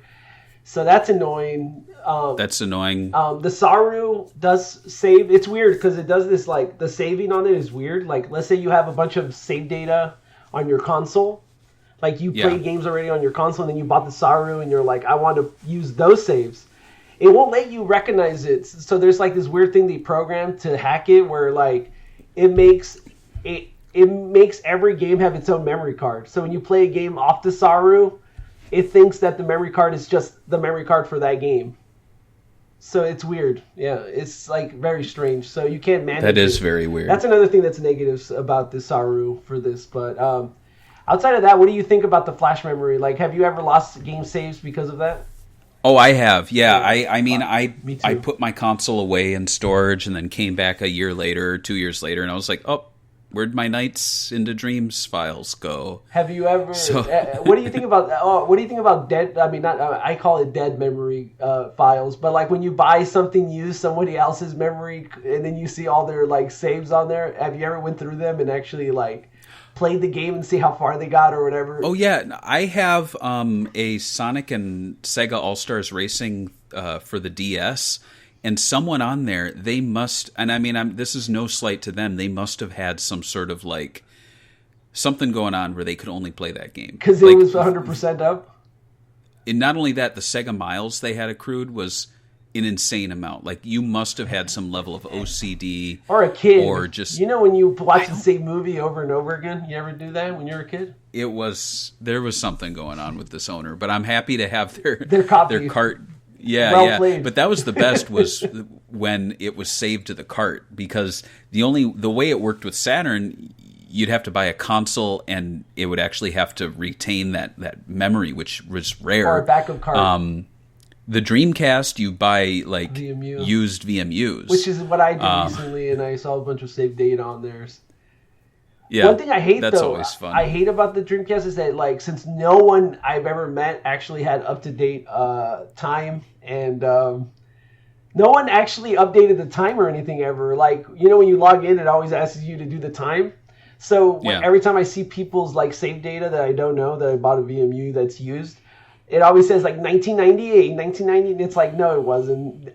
And then randomly they did update it, and it would be like 2005, and I'm like, all right, so I'm gonna guess this was actually used last in about 2005, 2006. But I wish Sega consoles would just save the time, because now when you see the files, you would know exactly what it was. But yeah, and let's move into Dreamcast pretty soon. I just want to say, like, I mean, if you want to have I was just going to say a few things more about Saturn. Okay. Like I said, like the ride's over. Don't jump on the Saturn bandwagon. But a console and the backups are not that bad though. If you want to play hardware, that's Right. But like my Saturn collecting, like just like with my Master System collecting, it just came at the right time. So I was getting consoles, I was getting controllers, accessories for really good prices. And it's one thing I would never get rid of are any of my Saturn things, because they're not only they're so expensive, but you can't get them back. But it's a really fun console to like have now. But it's the console with the least growth for me. Like I said, I think the last Saturn game I bought was 2 years ago, and it was Rampage World Tour, which I think has gone. Yeah, it's right here. It's $140 now, and I think I bought it for $65. One of my rules. I got Croc for $20 not that long ago. It's a $41 game, so I was like, I might as well pick it up. And it was in long box and everything. You know how that is. There's something about the long boxes that just like, I'm like, oh man, it looks so nice. Even though I hate the long boxes, like I'm like, oh, you're so fragile and you're lame. And then at the same time, I see them and I'm like, I want it. Look at the big book. That's so cool. Yeah, I mean, what the advice I would give to people, and this is, I know some people might not like hearing this, but like, do not spend more than what retail is for a used game. Unless you really want like it. Right. Like if you can't emulate it, or if it's just like it's the game for you, like do not spend more than like $50 or $60 on it. I would maybe break that rule with our next console, which is the Sega Dreamcast. I think we've all done this with this one. So the Dreamcast. Released in 1999, turning 25 years old this year. Actually, it was released in 1998. Well, it's turned 25 then somewhere. And so you can see the height. I think everything after COVID, there was a huge spike. Yeah. Everyone knows that. But I think the Dreamcast actually retained itself. Like it had a little comeback here on per game. So 25 compared to the Saturn's 40 something per game or whatever median price. Obviously, this is not as rare, but in my opinion, in 10 years, the Dreamcast will become even rarer because I think it's going to be Sega's last console. There's a lot of nostalgia for it. I think the console is very cute and different, and the accessories and stuff that Sega made for it is very... I can't even explain it. It's very Japanese engineering in a way. You know, when you see the way they make toaster ovens and stuff, you're like, oh my god, that's so different from us. That's kind of what the Dreamcast reminds me of in an era that changed during this time. So I think that there's going to be a lot of people wanting to have Dreamcast stuff. And you could tell now because even 4 years ago, you could get a Dreamcast console for like $60 with games. Now having a loose console is $112 basically. Mm-hmm. So the Dreamcast is amazing. There's a lot of amazing games. It did a lot of amazing things and it had a lot of amazing accessories to collect. So I'll let you talk about some of your favorite games and accessories, Barry. Oh yeah, I'm a huge Dreamcast fan. I would say second to, or actually maybe even it overtook the Genesis for me in terms of just like collecting and like being obsessed with it.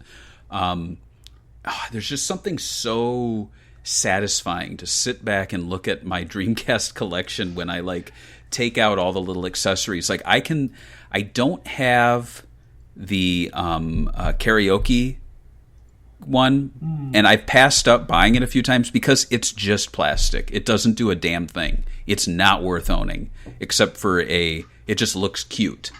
Like it connects to the bottom of your Dreamcast, but I think you need to take the internet thing out. So it's like if you have broadband, it's pointless because like I'm not going to take the broadband adapter out, which is actually usable for a unusable karaoke unit. But having said that, like Dreamcast, hook in that broadband adapter, hook in a Japanese keyboard, which is beautiful because it's tiny and clear. I have the and it's got ugly American one. Oh, I have the ugly one too. I love the ugly one too, the clickety clack. And then you hook the mouse up, and then you hook up the Dream Eye, the webcam. So and we should film a short film based on the webcam. Can you even do that? Maybe we should find someone to like make a hack. There has to be a hack to be able to like record onto a hard drive so we could unlimited record. You can take, because it's actually a digital camera, so you can take photos with it. I have taken photos with it. The photos can be viewed and saved, and they technically could be printed because I do own a SEGA printer. So you have a SEGA for the SEGA printer. I do. No, it's I can only print I think 30 times on it, and I printed twice so far. So it's the only time I had a camera for a system was the Game Boy camera, and they had a printer for it, which I never had, but I was always jealous. And so you can only save like I think 8 pictures though. Well, if you ever come over, George, I'll print something on the SEGA printer for you, nice. And it'll be like one of the only 30 times I can ever do it. Oh. One of one. But just the Dreamcast, like the Genesis, just aesthetically, it's such a beautiful console. But then once you start bringing in all the accessories and stuff, it's so fun. Like I just recently bought the twin sticks, and it wasn't expensive. Like some real. And what I love about buying stuff from like Japanese eBay sellers is they know you're like super into it, because this guy, he sent me like a little friendly note, and he was super nice, and it's in such great shape. It's the original box. Japanese people take care of their games way better than Americans do. I've noticed that. Yeah. Like when I buy Japanese games from a seller, they're literally new. Like I even like I was telling my brother, I was like, they have to replace the cases. There's no way they're from the 90s and they're this nice. But like every seller I buy from, it's always that nice, to the point where I'm like, I don't think I think they just take care of their games. They do, yeah. I bought a boxed Neo Geo Pocket Color for like under $100, and they sent me such. Oh, they sent me such a friendly little note. It was like, please enjoy your Neo Geo Pocket Color. Thank you so much for your business. You're sweetie. But yeah, and I bring that up because the Neo Geo Pocket Color, it kind of goes hand in hand with the Dreamcast unofficially. Officially, I don't have the link cable, but there's almost no reason to use it. No. It doesn't really do much. They were trying to compete with the Game Boy Advance stuff that they were trying to do connectivity. Yeah, and it never really caught on. But like, I guess what I'm kind of surprised is the Sega Sports edition. Well, that's complete in box. It went up a bit. All consoles went up. 15. Yeah, no. Sega Sports Edition is rare right now. People are buying it. I think it's because it's the only variant we got in the U.S. Yeah, I got it too.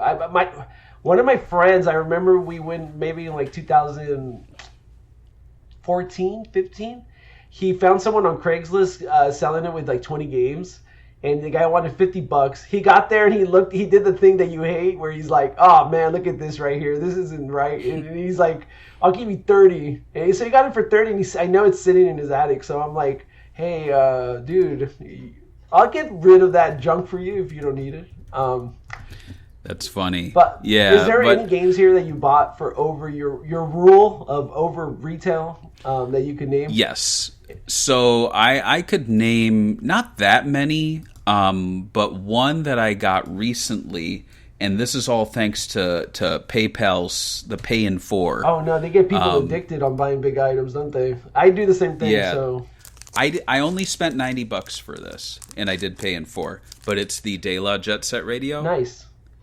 And this is one I've long wanted. I want to own Jet Strip, Set Radio no, from. Strip. It might be inside. I don't know. I'll have to check. What's your opinion on Obi Strip?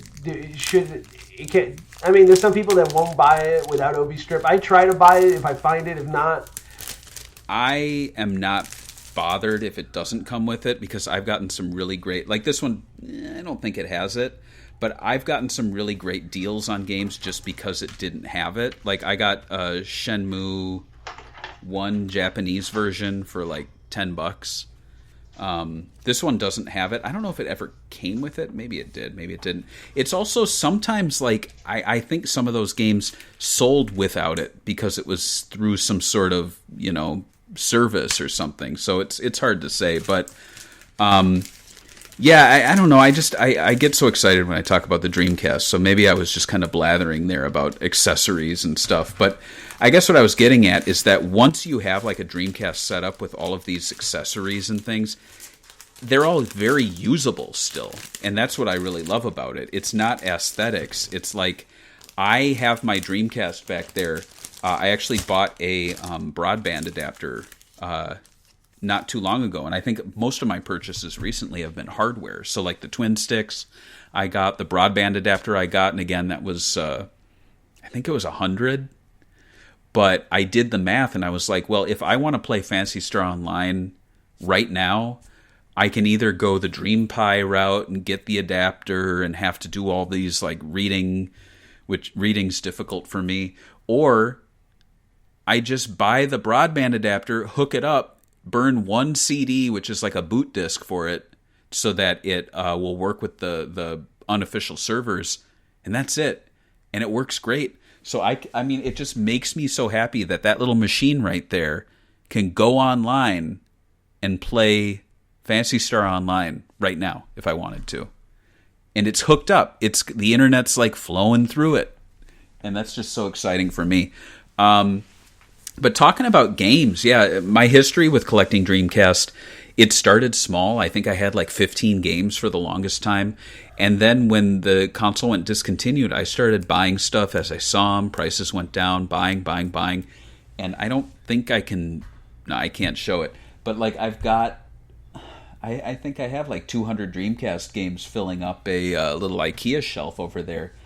And it hasn't grown much since, but it's such a fun little shelf of Japanese, European, American, indie. I have all the demo discs. I love the boxed ones like Alien Front Online and Seaman with the microphones. It's so fun to collect. And I don't know what you have up for price charting, but like if you go from most expensive, I thought this was always most expensive, but I guess least expensive. Well, if you look at the loser, like for me, the games that I've wanted the most, they're all up there. Like I never got Cannon Spike, Gigawing 2, or Project Justice, and I remember renting Cannon Spike and Project Justice and thinking these are fun. I should buy them, and I never got around to it. And now, So I asked like, what's your screen showing? Because I want to see the most expensive complete and box stuff down. Okay, over here on my side, it's showing the Katana development kit as the Sega Dreamcast, which is weird because it's a third-party thing. It was somebody modding a Dreamcast and making like its own case to put a LCD screen or LC screen to make it portable. I remember when these were going up on sale. They used to be sold for like $300. Right. Now it's worth $1,400. Total Control Plus. These are all hardware. The first game is obviously Cannon Spike, and it's $345. Yeah. I'm assuming Cannon Spike will be the Panzer Dragoon of Dreamcast for right now, and I think it might go over $1,000. Sadly, Which is kind of a shame because it's not a great game. It's just kind of like a janky, a quickly put together acid dump game in a way. Right, and you know, I remember distinctly renting Cannon Spike and renting Project Justice and thinking, these are pretty fun and quirky. I should pick them up when I get a chance, and I never got a chance. And then, you know, years pass, and I add them to my list of games to get, and didn't happen. I will say there's some interesting things here, but I've noticed that it's always the ones that no one even play, like Cannon Spike, Speed Devils, Ill Bleed, Giga Wing 2. I feel like Giga Wing 2 does have a cult fan base, but like Ill Bleed, Speed Devils, those two games are not games that Dreamcast fans would consider to be prime Dreamcast. I will say Seaman in Japan is prime Dreamcast. D2 being over $150 is crazy to me, but it makes sense. Yeah. I just don't get this whole, like, what do you think about variants? So like Power Stone, the clean label white one is cheaper, way cheaper than the $179 version of the Sega All-Stars one, which is a greatest hits label. Would you ever buy alternate variant when you already have one? Is it worth it? No, and I think that's going back to kind of the Rambo Blue Label I was talking about. There are Blue Label collectors, there are All-Star Dreamcast collectors, and so Power Stone's the rarest of them, but it's more a scarcity thing than a rarity thing, but because they're scarce, it became rare and the price went up. You know what I mean? Like, you know, you go to and it's kind of like that with Sonic the Hedgehog 1 on the Genesis. The not for resale version is very easy to find. The one without that is kind of uncommon, if not a little rare, but it's the same game. So it's like people will spend a little bit more to get that not for resale one. Now, Power Stone's definitely much crazier because of that. But I was going to ask you, what's a game that you bought for cheap that later on, now that you're looking, you're like, holy crap, I actually can't believe how much more it's worth than I paid for. Oh, I'm holding it right now. It's Ill Bleed, and look at that sticker. $7.99. $9.99. $9.99. Yeah. Mine was Berserk, $5 when Circuit City was going out of business, brand new. Kind of hard to beat that, you know what I mean? And I've got another one here on that list. With this, I'm so glad I keep the stickers on these. Yeah, JoJo's for $15. That one's another one that I have too. Yeah, that's a good one. So how about games that you broke your rule of $80? Mine are $60 or $50 retail rule. Mine was actually Marvel vs. Capcom 2. I didn't own it. I did own one, but it was scratched, and I was like, I should buy a better version of this game. So I traded that one, and I bought it for $80, and now it's $172. You know, it's hard to say. I got overpaid, by the way. I don't think I did that for any of my Dreamcast games. Outside of maybe the one I showed, which was De La Jet Set Radio. But like, yeah, just going down this list, I think I feel so connected to the console because I could tell you a story about just about every one of these. Bruh, are you serious? But once you get down to Ill Bleed, that's where I'm like, oh, I own that. JoJo, own that. Seaman Mike Bundle, I have that. Techromancer, have that. Resident Evil 2, I have that. Crazy Taxi 2 is $40. That's crazy, dude. Get out of here with this stuff. Pure Solar, I have that. Not the collector's edition, but still one of their releases. Boxed editions. Some of these games are the crazy. The funny one is Power Stone 2 because I did an article on the site where I actually made alternate cover art because I hate the cover art so much. So here's my printout of the Japanese art because I can't look at that ugly one of the lime green of Ryoma with the lime green, which we've learned was a template that they used for Mega Man and like 5 other games at the time. Yeah, Mega Man Legends. Stupid. But D2 I got that for I got that for like 40 or 50 at the time. Bangai-O I have disc only, but I still have it. Sonic Adventure 2 just kills me that it's 130. Yeah, that's insane, Like, right? that's such a common game. I don't know why it's so much. It was literally because I'm telling you, the new generation is getting into Sonic. Like Sonic, I mean, Shadow is making a big comeback. The Shadow and the edginess of the early 2000s. There's actually a big fan base right now of Zoomers that are really into Shadow. So they are. Yeah. That's true. Skies of Arcadia, I have Typing the Dead, Cow. Typing the Dead is I don't have sick. Spawn. I love that game. So it makes me happy to know I have so many of these, but it's great to be able to burn them too. Like you mentioned Berserk, I don't own that, but I burned it for our episode, and it's fun. I'm glad I have it burned at least. And people say that it actually stresses out your lens. I have a console that I've had since like the Dreamcast days, right? And I played so many burn games on it, and it's the disc reader is completely fine. So I wouldn't worry too much about it. And if it does break, replacement lenses are pretty cheap, so I wouldn't be that worried about it. Right. I mean, how many Dreamcasts do you own? A lot. But maybe like I think 5. everyone should have 3, right? I think like 5. You have 5. Yeah, like just the white ones. No, nothing crazy. I kind of do want to like slowly like save up money and buy one of the rare ones, but then I'm gonna be. I feel like if I do that, I'll open up the door to collecting consoles that are very rare, and that's like a bad door to open in my opinion. So I try to like shut down all the collecting stuff. So I'm like, just games. Yeah. Don't focus. One console's good. You don't need any more. Get rid of a console at least to open up your door for more games. I sadly, my original Dreamcast like broke. I was using it during a thunderstorm and it died on me. So I took what did I do? I think I got a new one, but then I took the parts out of that one and I put it into a clear shell. Oh. So yeah. So I have a clear Dreamcast. I have a Sega Sports one. I think I just have a basic like American white one, and then I have a Japanese white one. So I think I have 4. Nice. But it's so funny. Like most people I talk to in like the Sega community, it's not weird to have more than one Dreamcast. No, and I think it's because they were so cheap for a while. Like you could buy them for almost nothing. Mm-hmm. So yeah, I know people with a couple too. So I'm not really. I think a lot of people just assume they're like.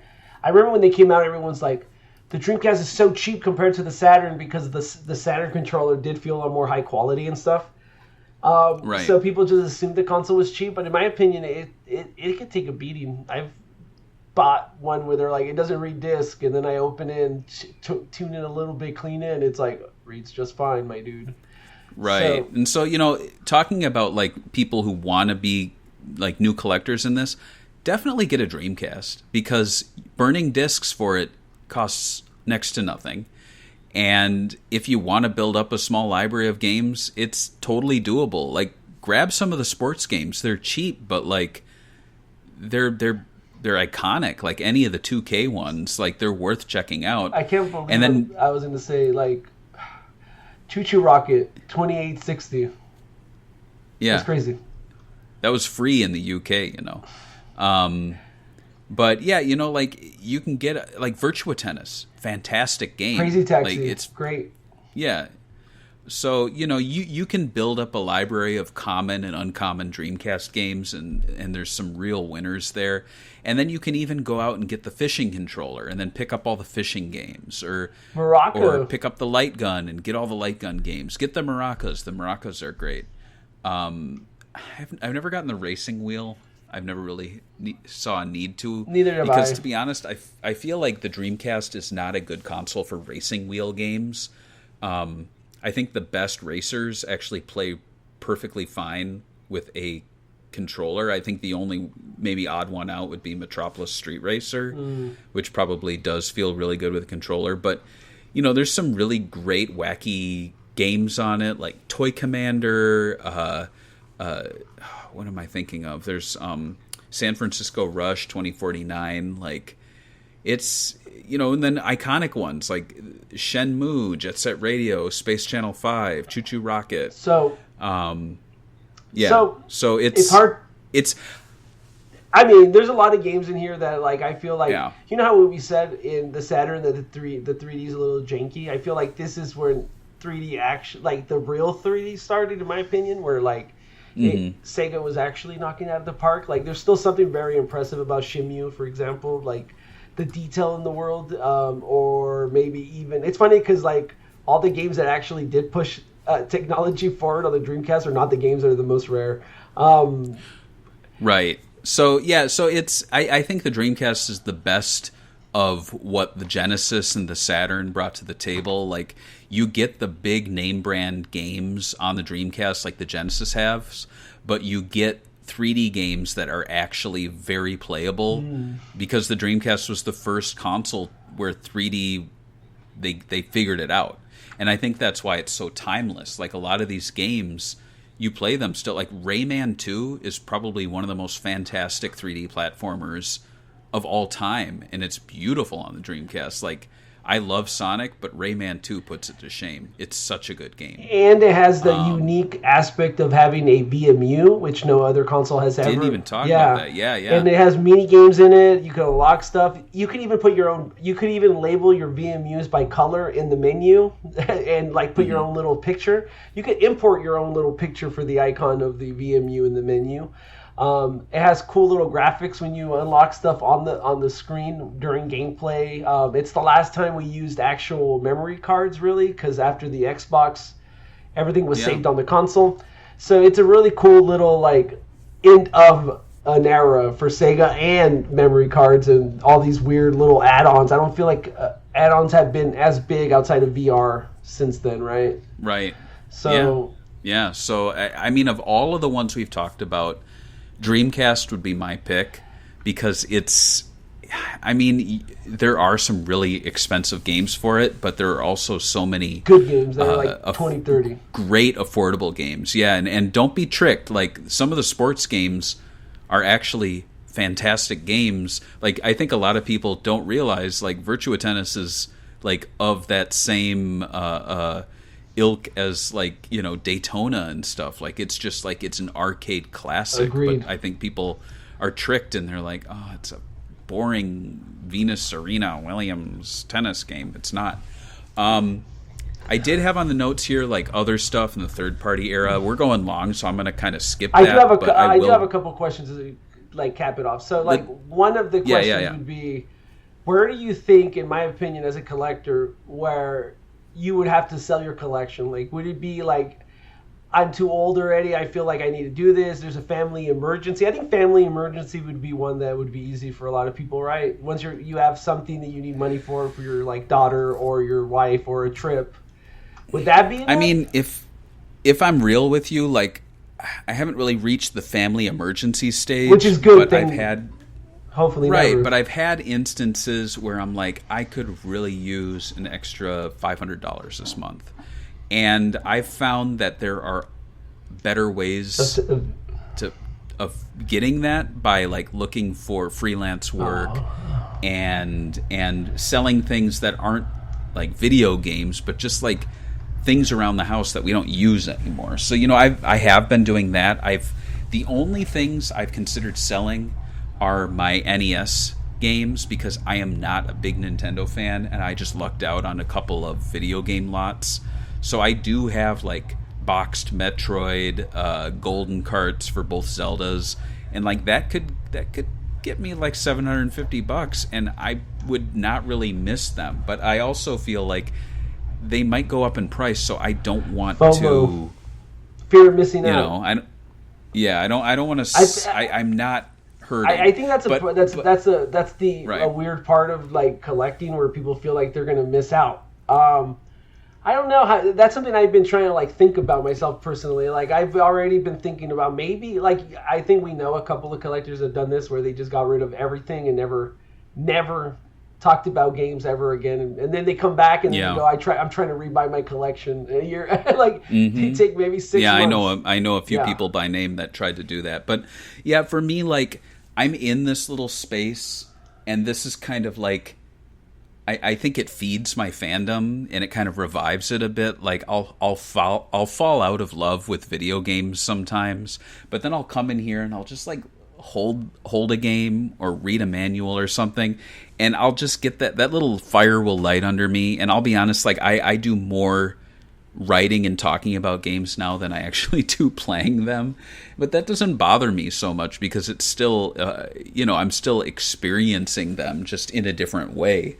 And I will revisit them when I need to talk about them. So if anything, like, one aspect is feeding the other, and it doesn't bother me. But yeah, there's no time right now where I can see myself selling any of this. Like, I don't look at my Saturn collection and feel like it's a burden. If anything, I look at my NES collection and think, do I need that? So I think anything non-Sega, I don't feel a strong connection to.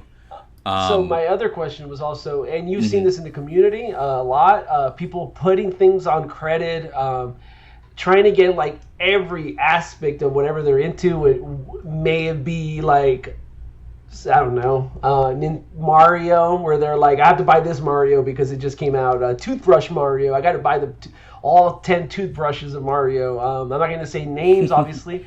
There's a lot of collectors that do this, so it's not really that. You just name it. Yeah, if you think I'm calling you, probably am. Anyway, I'm just saying, like, everyone does this that collects. Where do you think it's too much? Like, buying, like, Sonic the Hedgehog toilet paper and keeping it, you think that's too much? Where do you think it's, like, and also putting it on credit card stuff, where, like, people, these people are putting, like, $80,000 a year on Sonic. Right. When it's too much to spend, too. So I fell victim to that trap, I think, maybe 15 years ago, where, maybe I don't think I put any of, I'm looking around here. Like I mentioned, PayPal Pay in 4 is what I would really do a lot of, and I still do occasionally. Like, I have a couple going, but I do that for things that are like $100, because it just makes me feel better to think I'm spending $25 now, and in 2 weeks I'll be doing $25 again. But then that kind of replaces the impulse buy. So I might go to Target and I might see like a new game or a Sonic toy, and I'm like, you know what? I bought De La Jet Set Radio a month ago. It's going to charge me $30 tomorrow. That's my happy purchase still. Like, I'm good. And I found that I'm much better at abstaining from buying things now. Like, there are a few things that are on my want list, but as time goes on, I'm like, I don't really need that. Like, I was collecting those big Sonic action figures from, I think, Jakks Pacific, where they like came with a little stand. I don't know if you know what I'm talking about. They called them like Ultimates or something, and like arms swapped out. And they made, I'm looking in here, I'm trying to remember which ones I have, but like they recently started making more of them very quickly, and there's like a Modern Tails and a Classic Knuckles. I don't really have a place for them right now, and like I'm not itching to get them anytime soon, and they're $50. And I'm just like, I can go to Target and get a little 2.5-inch Fang figure for $5, and that brings me more joy than a $50 deluxe Knuckles. So I'm very pick and choose with that, but I think for collectors, like, pick a spot or a space and stick to that area. And if there's an item that you think is just gonna take up too much space, or you're going to have to put something in storage to put that out, maybe rethink buying it. Definitely. Because clearly you don't have the space for it. Maybe stay focused on something you want. Like, sometimes... Focus on something, yeah. So talk about focus on something. Is there any, like, goals you have for your collection? Like, I want to buy this franchise games, or I want to get this accessory that I've been looking at. For me, honestly, it's really slowed down. So yeah, as far as like non-video game, like games and hardware, I'm really focused on like classic Sonic stuff. I've really moved away from buying modern Sonic things unless they are the 4-inch Jakks Pacific figures, which is just a fantastic line. Like, Mephiles just got a figure. Neo Metal Sonic. Like, I just think it's wild that they're getting them. They don't take up a lot of space. They look really fun together on the shelf, and I have space for them. So, and they're cheap. Like, they're like, I think like $12 or something. And what's great is that Sonic action figures never go down in price. I noticed that. And so for a time, I was buying 2 of them. I would buy one and open it, and I'd leave one in the box. And and going back to you were telling me about like, would you sell things? I actually sold all of my carded Sonic figures from the past few years that I bought, and I think I sold 20 of them, and I made like $350 over the course of several months selling them on eBay. And like 20 times 12, no, that's not right. I think they're $10. So 20 times 10. So if I bought 10 action figures, it cost me, I don't even think they're 10. I don't know how much they are. They're less than that. But in any case, I made like $200. You know what I mean? So it was an investment. It actually paid off. But yeah, try not to use credit cards. Don't. There's a reason I don't news the first 4 figures statues. They're too expensive. Like, it's ridiculous. They're too expensive, and I think their prices are predatory. Like, they're making stuff targeting kids. Yeah. And older, I guess adults like me too. All collectors are going to have all ranges, but I agree with you. They're franchises for children and even adults are like, I can't afford that. That's not a good thing, right? Right. They're $450 statues, and they make the deluxe one that has like a little light inside of it. And then they really push payment plans, which I think, like I said, it's predatory because I think they're targeting like people fresh out of college, starting their first job, and they're like, oh shit, I got some money to burn. I'm going to get a $450 Eggman statue.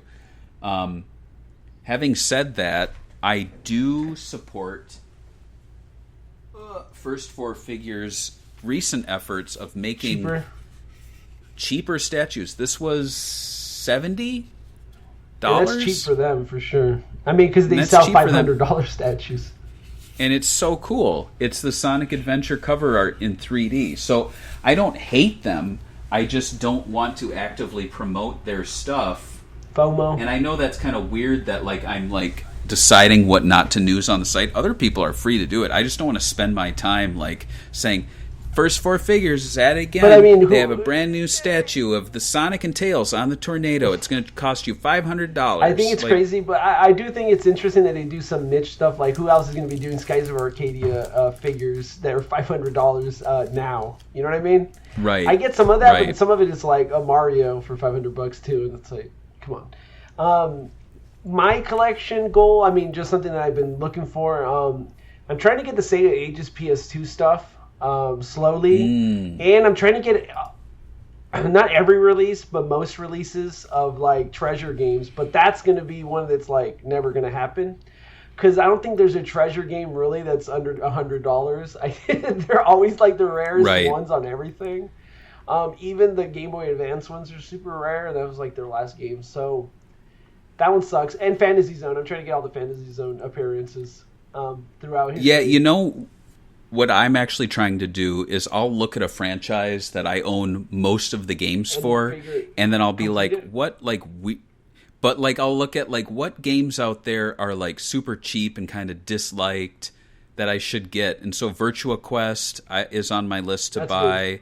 Good. The Wii Monkey Ball games I never got. Like Soccer Slam is like $2. Yeah, exactly. So I'm on the lookout actually for like the cheap shit that no one wants. And so, like, what was one I got not too long ago, and I loved it, and I'm not even a fan of the sport, but it's the one of the later games after they dropped the 2K label, but Sega was still making them. I think it's NCAA or something.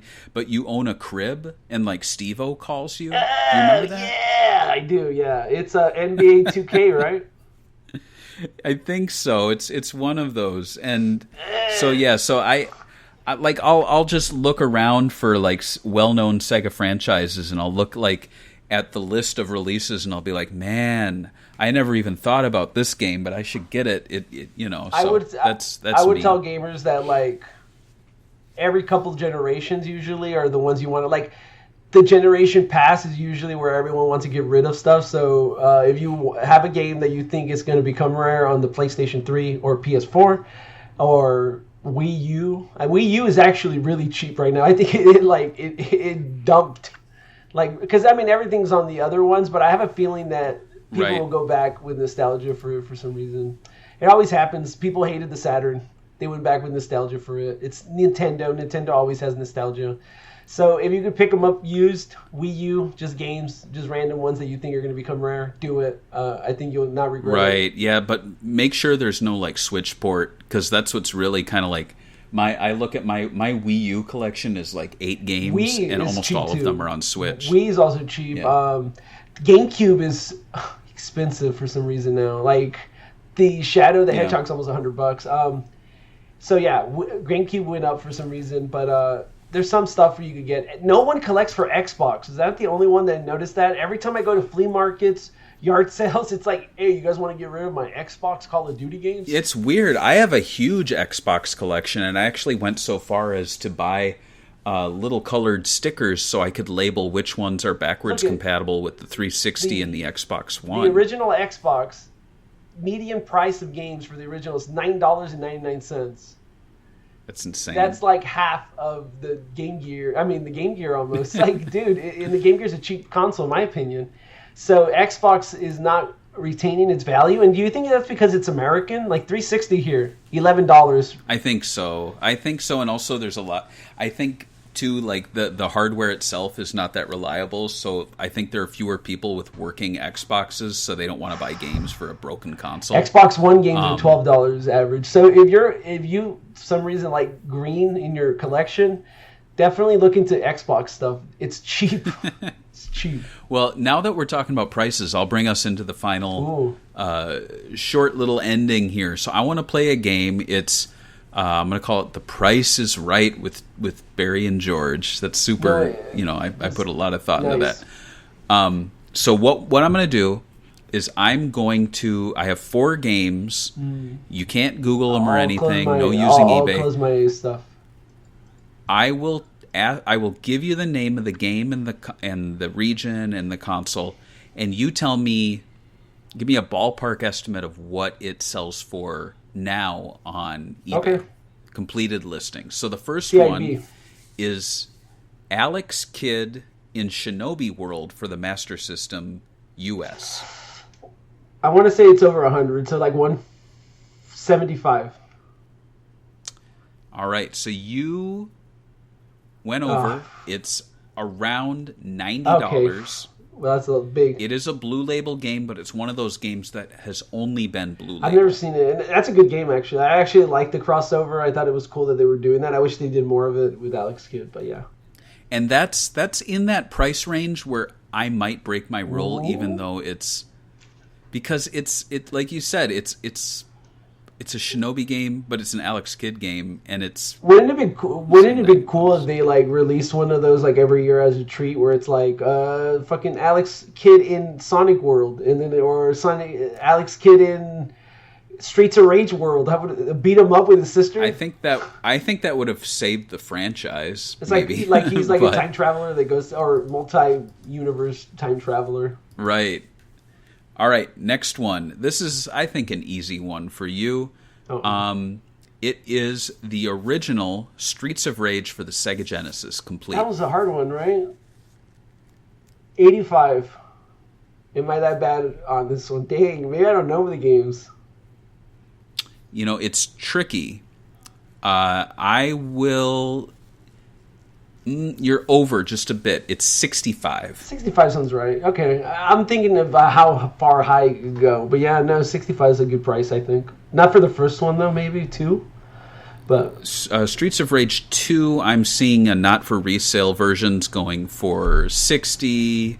Well, it's a better buy because I feel like the sequel's better. But. 65. Streets of Rage 3, that's the expensive. Because nobody bought that one. How many people do you remember playing it in the wild? Like, not many, but I'm seeing it here for anywhere from 160 to 230. Yeah, that makes sense on that one. Which is wild. That's crazy. And going back, not to turn it into a new conversation, but I would really love it if Sega made officially licensed, not repro cartridges, but like new cartridges.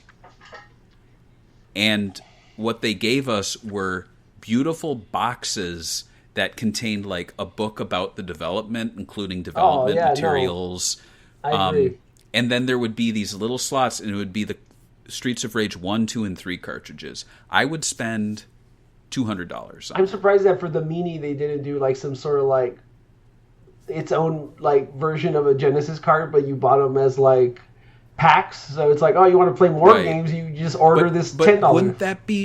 Wouldn't that be awesome if it was an officially licensed Sega Selects or something, and it's Sega Genesis like iconic games. You get all 3 Golden Axes, you get all 3 Streets of Rages. Maybe they stick them on one cart, or maybe they have 3 carts. But it comes bundled with like a book of interviews and like history of the game and box art. A lot of these people are dying. It would be nice to have a collection of all the good stuff. And you know what? This is something that brings up like movies get re-released. You get. I don't know why they don't do this with games. Like a physical version of the like collection in a nice packaging with a book or whatever. And all the. I think. Like, there's these boutique labels, and it's like Killer Clowns from Outer Space in 4K on Steelbook, and you get, like, all these things with it.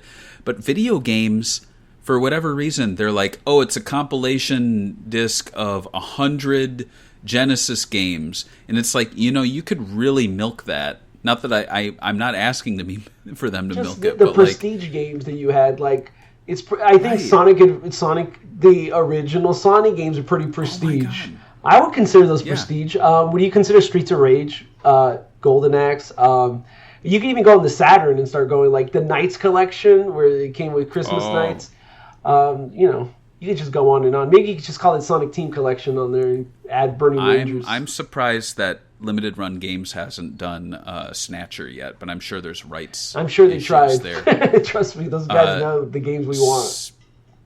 Speaking of Saturn, so this is a twofer. So I'm going to have you guess the Japanese and the American price for Burning Rangers. Japanese price probably 60 something, and the American price is I think over $600. I'm not sure about that one, but I think it's over. You are dead on. So it's about $610 for the American one. I haven't been looking for it. And between $50 and $60 for the Japanese. And the big reason for that is because it's such a voice-dependent game, because they give you instructions. So yeah, it's like it's nice to have the Japanese one just to put it on your shelf, but yeah. Last one here is Elemental Gimmick Gear for the Sega Dreamcast. $85.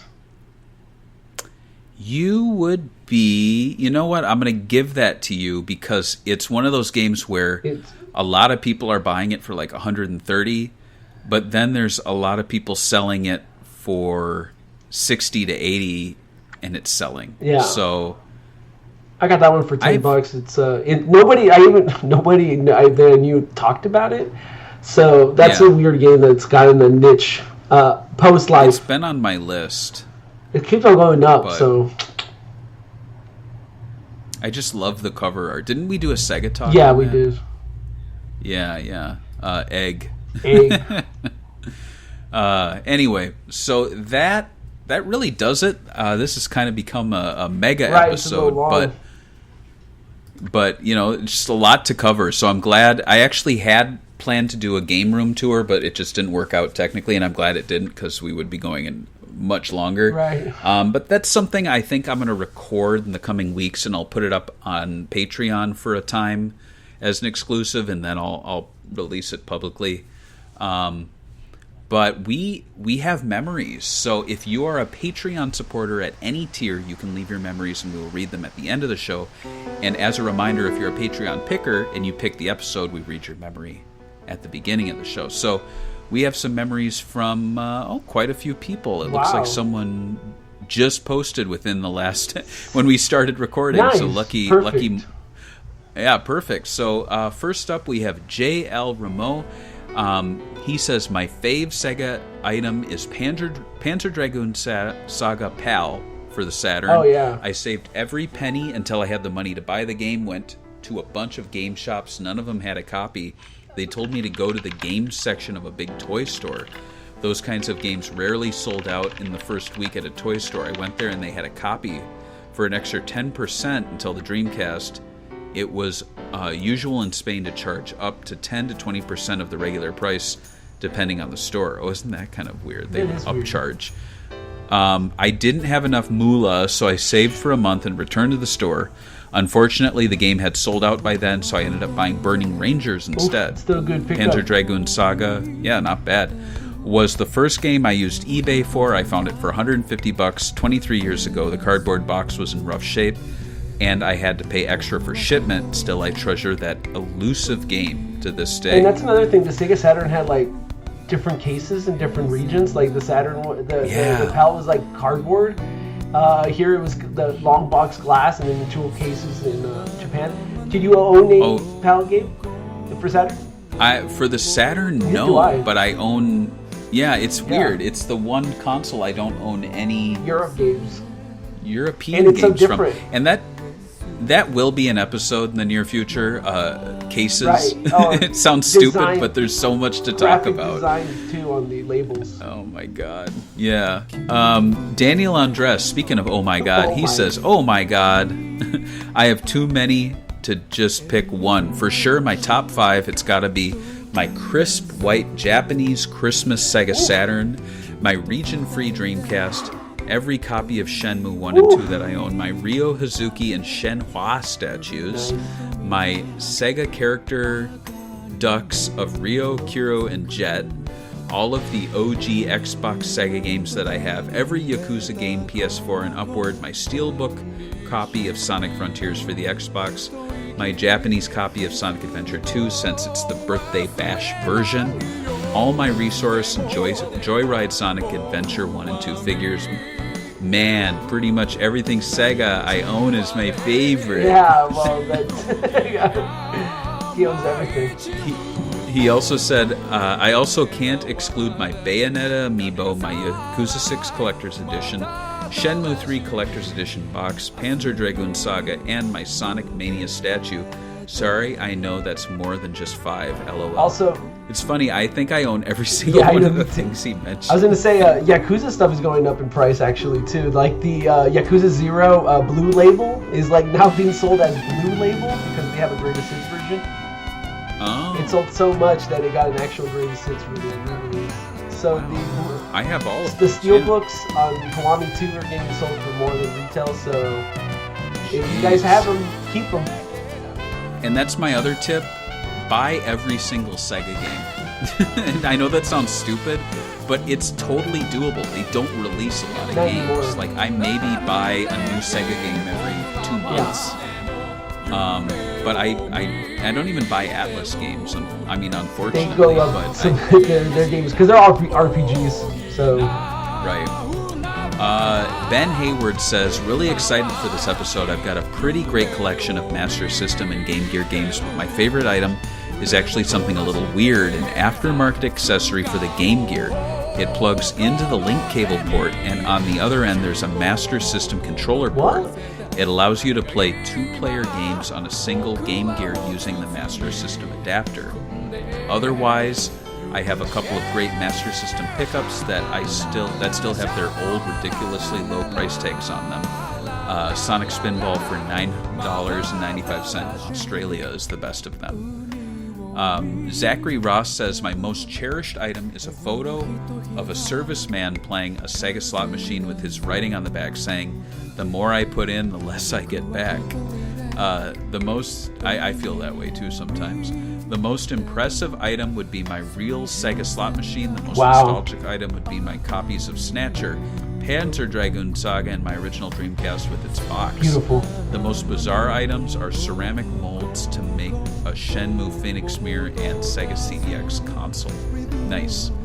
And last but not least, we have Michael S. saying, "Sega Saturn console. I bought it for $25 from a friend in the late 90s and early 2000s. Honestly, I thought it was terrible and played it for a week and ended up in a box later found at my parents'. Now me and my son play it together and it's a lot of fun." So that does it. Like, yeah. So I don't have final words because collecting will continue. It's never over. But how about you? Well, my final words are a question for you. So, like, we talked about the Sega stuff. Sega doesn't make consoles anymore. What console do you buy most of your games, modern consoles, today? That's a good question. Right now, it's PS4, but I feel it's going to be transitioning soon because Sega has stopped releasing physical games to PS4. Sonic and Shadow Generations will not have a physical release in the West, which is wild to me. PlayStation gets more And the man who erased his name, I had to import. Right. That's what I was going to say. So honestly, it's turning into Xbox One, but even that's on the way out. So it's like, I don't know. I feel like in the next year or two, I might have to upgrade, and I don't want to get a PS5. So I don't know what I think I bought the most games on the Switch this generation. Like, to the point where it's ridiculous. Like, if you saw my shelf, you'd be like, are you serious, George? Like, it's ugly. Why do you buy it? And it is ugly, I agree. Like, I hate the red color. I hate that the fonts are all the same because it takes you forever to find a game. But I love the form factor, and I love the little cartridges. We don't have cartridges anymore, so I kind of, started picking those up. I will agree with you. Yeah, any compilation, any retro compilation. I was saying I only buy Sega games. No, I buy any retro compilation on the Switch too. Like the Jurassic Park one I just got. I'm so excited for the Capcom Fighting Collection that's coming out, Marvel vs. Capcom. What else is there? There's so many. There's a great Pac-Man collection. And sure, they release these on PlayStation and Xbox, but they just work better on the Switch. Like, it just makes more sense. I'm not going to go and, put in the Pac-Man Museum disc on my 4K Xbox One, to play on the big screen. Like, I just want to sit in the corner on my little Switch and play it. And, yeah, that's great. And that's a good way to end the episode. Yeah, and our next one, we have some Patreon pickers. Oh, wait. Oh, this is interesting. So we actually have a pick for the next episode from Zachary Ross. This will be your episode. Our top 3 Sega memories. Interesting. So that would. How am I going to be able to do research on your memory, dude? You have to send them to me. You know what we're gonna do? We're gonna have you go inside my mind. I was gonna do I have to romanticize you, marry you, and then have a long relationship, and then you finally come forward with your memories? Well, we can talk more offline, but I think what would be fun is if you and I both bring 5 memories to the table, and we alternate you, me, you, me, you, me, and then at the end maybe we'll Okay, it could be an event. Pick the other person's best memory or something. Okay, no problem. All right. That would be fun. It out. Cool. All right. Thank you guys for watching. See you guys next time on Sega Talk. Bye. Bye.